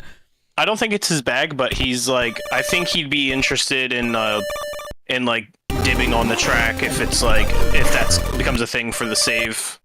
Yeah, totally. I know that he was interested in that originally, but we took a break for the holidays and New Year and shit. Oh yeah, I guess I didn't really think about if people wanted to like dib on it in between because it was like such a brand new thing. No, it makes sense to do it this way because all it was, I just snuck it in at the end of the stream last time. Yeah. We went like 10-15 minutes over just saying, hey, by the way. Yeah. But I'm excited. Even whether he wants to be on stream or dib on it, like that's still like that's a collab with Mapel is like, you know. Yeah, he's like worked on a couple of my songs, and he sent me like 25-second clips, and they're so good, and I'm like he started remixing my song Nocturnal, and like it sounds so dope, and I'm like, can you please finish it or just send me more than 25 seconds? It's such a tease. Yeah. And that's cool. So we've like, there's been a couple moments like that where I'm like, dude, like, please finish it. He's made an insane amount of music, to be fair, though. So I have no reason to complain about not having enough JMFL. Like, if you look at his Bandcamp, he has so much music there. Yeah. And what is it, like the Sounds collection or something like that? There's that one. There's a bunch of them. I'm still so stuck on the Game Boy Music EP, which is almost 10 years old. It's almost 9 years old. And so I'm just happy that I found it when I did, because I've been able to enjoy it almost since it was released. Wait, that's the one with Pumpkin Seed on it? No, it's the one with like Open Up, Breaker. I think there's one that's called Grid, and then like Affix and Adept. No. Really? That His one song I think titles is are on kinda Wish. Similar. Affix and Scattered. Scattered. That's the one I was thinking of. Yeah, that's like. Yeah, I've linked that one a couple times on PSG. That's like one of the top 5 for sure. Oh yeah. I mean, I remember just going through and listening to every like LSDJ thing I could find, and then like that one and like IAYD at the time like made it to the top, but I didn't realize like the amount of post-production on IAYD, so I thought it was like just raw. But like in terms of like the raw LSDJ output from just a Pro Sound DMG, like that one, I couldn't believe it. There's been so many good like LSDJ heads over the years that like I feel like have kind of like gone missing. I always have said. Oh, go ahead. I Am Your Destruction comes to mind. Just that's IAYD. Yeah. Okay, that is. I was wondering if that's the reference because I was half listening. Yeah. I've always said that there's like 100 chiptune artists that no one's ever heard of because so many people will pick up these things because it's free. Well, now LSDJ is free, but even like Fami Tracker or some of these other tracker programs are usually free, and then they pick them up and they'll learn them and make something incredible, and then like never release music or never like really get involved anywhere. So like there's so many. Oh god, is it my turn? EXE is still listed in the thing, but I don't think he's here. It's fine. He gets credit. Like in that one like huge 8-bit collective like torrent that I have, there's this like I forget the artist. So, like I think we've talked about before, but I just remember the song title of Venetian Mirrors, and it's just such a great track. Mm-hmm. And it was just this guy just like dropped the freaking banger and then just like did something else. Like you've been avoiding taking a turn. I know. I'm not feeling the music. I don't know why. I'm kind of interested in branching out into some different formats because there's like winter chip going on right now. Every year I'm like, I'm gonna make a winter chip song, and then inevitably I just get like swamped with other stuff, the holidays, Magfest, whatever. And then there's like 7 days left on winter chip, and it's like I'm not even gonna be able to make anything half good. Are you guys doing Super NES format or something like that? I would like to, and MSGS MIDI.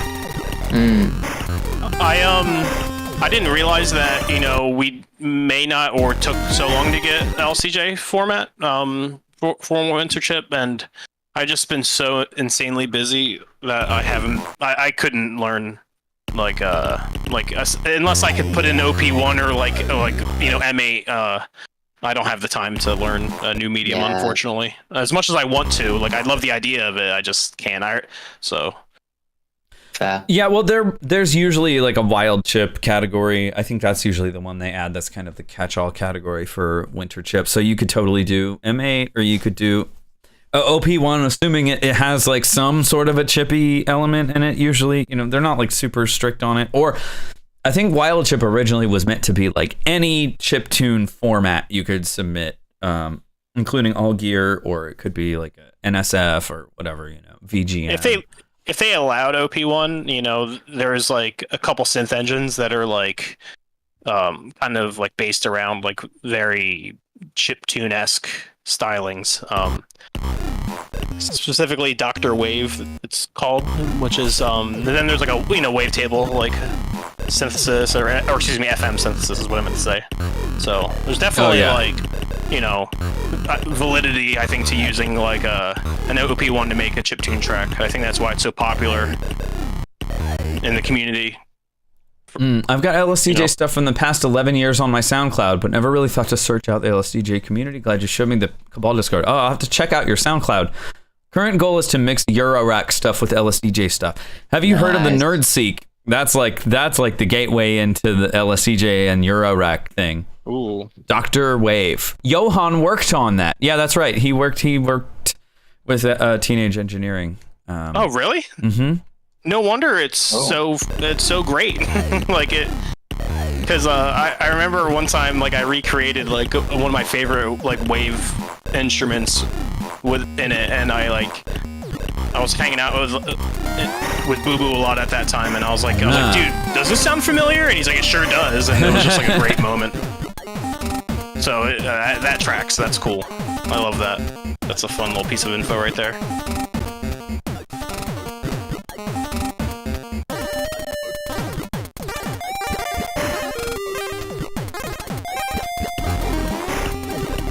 Yeah, we can totally like break into 2 to 3 like in a fun way. Yeah. There's some potential there for sure.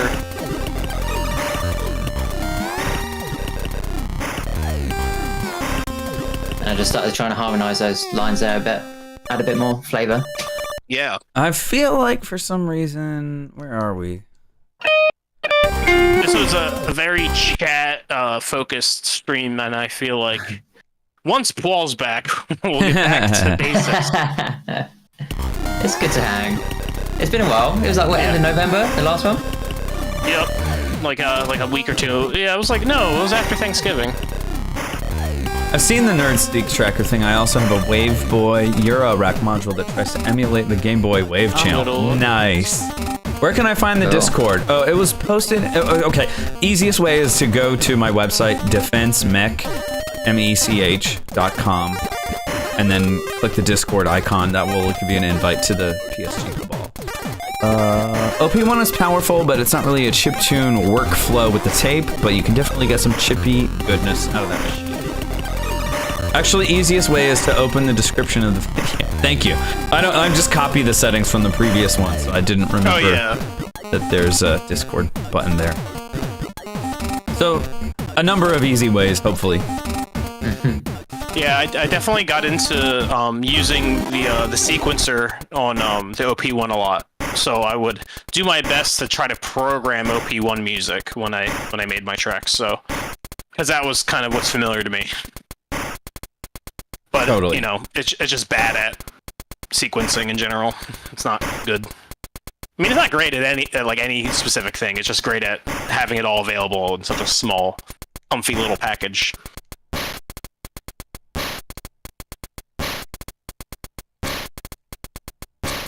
Back when they were affordable. Oops.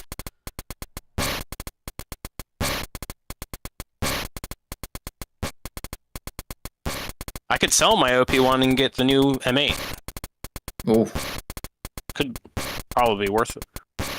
One of these days, Defense Mech will consider making me a mod. Wherever the day happens to run to the hills for safety. Wait, can you make people a mod on YouTube? This is how, like, stream aware I am.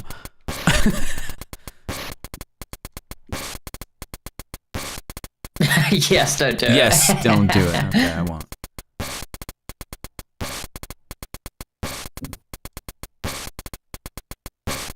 I've started looking at getting a Teensy to add to my Amber next soon. Try and do the headless there, mate.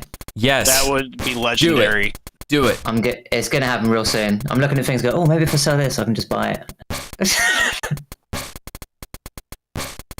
It'll be fun.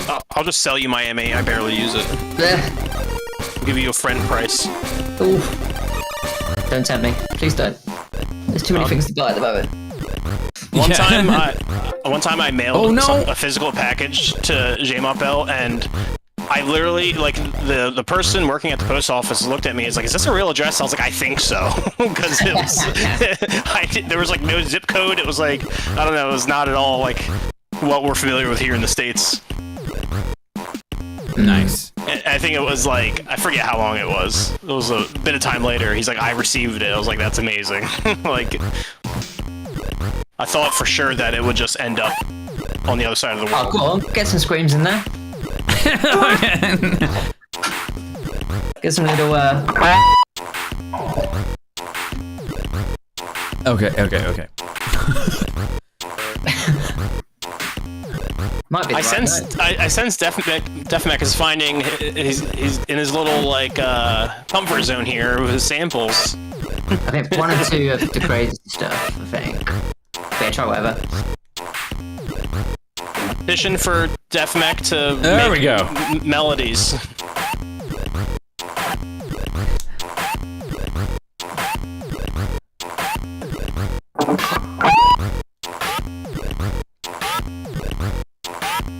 Nice.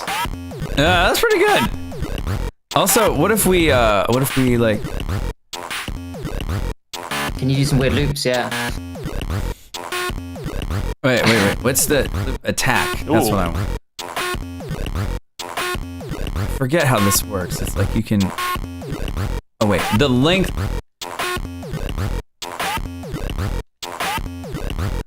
You could always cut out the next thing in the phrase, maybe. Let it have a bit more.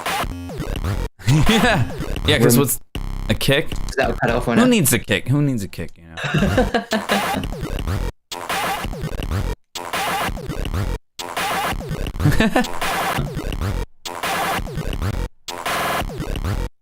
I don't want that. Yeah, genuinely, that's sick.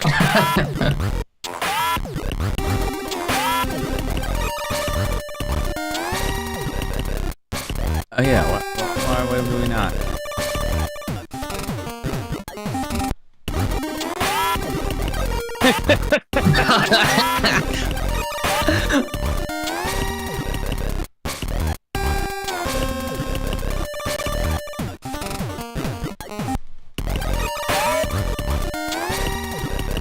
There's something going on here that I like. I can't figure out what it is, but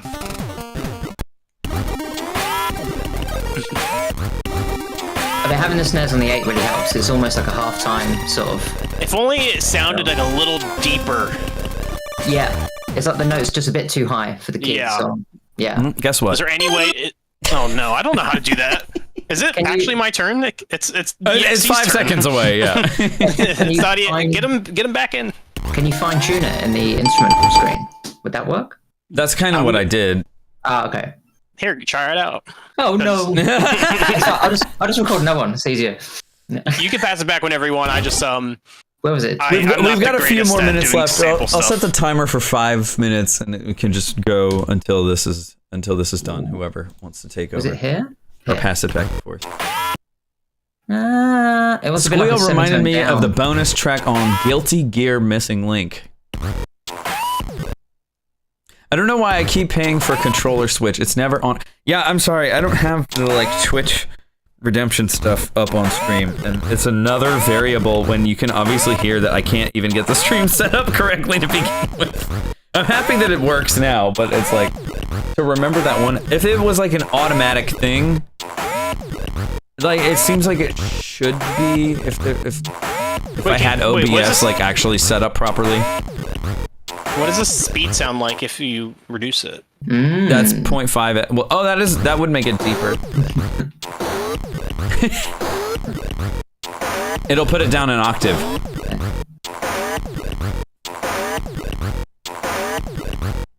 It's cool, but maybe a bit too low for it. I think fine tune should be kept close to 0 if you were gonna do speed.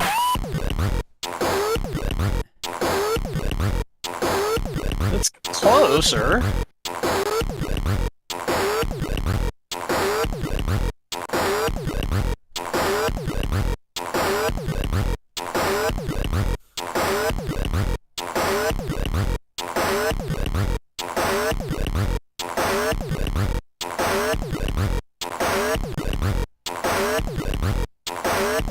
It's less of a scream now.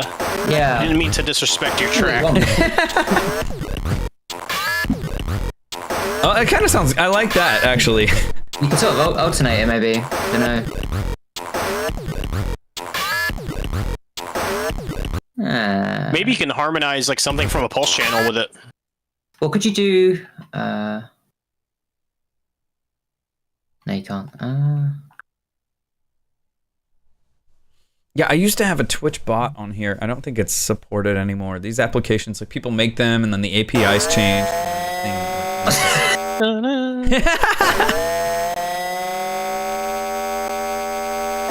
That's gonna be the intro. That's what I think. We could try. Click. Shoot the alien. Let me do this before I muck up anything. Oh, good job.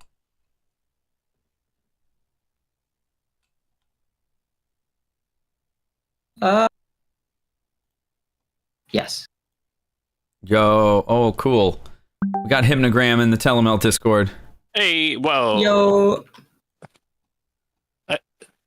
It makes sense.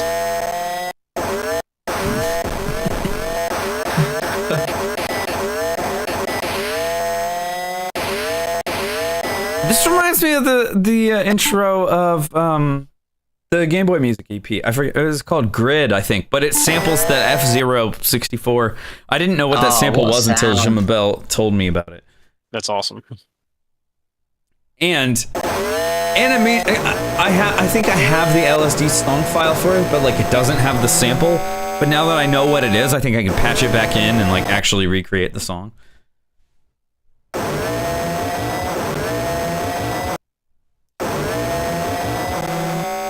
What? Oh, okay. There's something else going on there? Yes. It must be the second one. Yeah. Oh, that's like his half speed. Oh, because what it normally is. With fine tune. Oh, of course. That's crazy. What it should be. Even that sounds low. But that's cool though. Yeah, it's not a diminished sort of scale. And if you added fine tune. Ooh.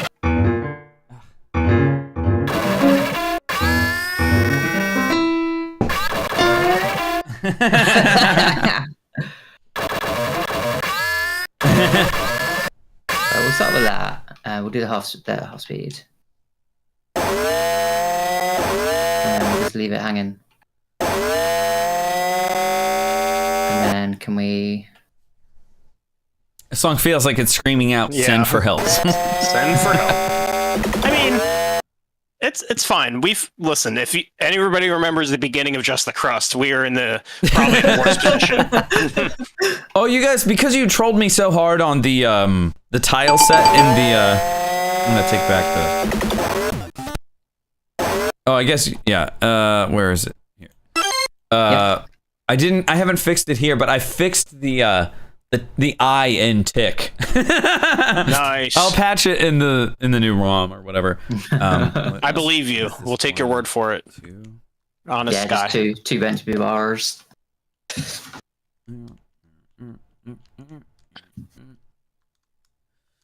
anybody else make a blank space 00? I try to if I'm really good, but it doesn't always work. Because then you can keep that as like VMT bar, and normally I'll try and put that. I'll have like one sort of buffer line at the beginning of any song. I usually do. Yeah, I usually do try to keep 0 blank, and then sometimes I'll just like take it and like put it down here, so that way if I'm cleaning, it won't like remove that. Good idea. And but I started to see the kind of wisdom of the 7F method, which I always thought that it was. I was like, this is stupid. 0 literally is the number for nothing. So, make that phrase have nothing in it, and then it will make sense. But honestly, just cleaning the song, it ends up being just like a random phrase number. But on that note, go ahead. I was just saying, I like to try to make, like, lately, a habit of always making 00, like, blank, and then moving the table for the kick down further away from 00, so when I'm doing sound design stuff, like, I'm not going over tables that are incompatible automatically, like, chords, like, related tables, I push them to the back on purpose now, and everything in the front, maybe I can cycle through and experiment. Oh, interesting. Going through a bunch of awful sounding stuff. That's cool idea. Good tip. Alrighty, on that note, thanks you guys again for joining. Thanks everybody in chat for sticking around and giving us some good fodder for discussion. So it's good to be back. It's been great to have the first stream of the year, and we'll see you again probably, what's 2 weeks? Yeah, I think we could probably do it in about 2 weeks if people are around. So sounds see perfect. you again soon. And alrighty, happy chip tuning. Awesome. See you guys. Bye-bye. Bye. Bye.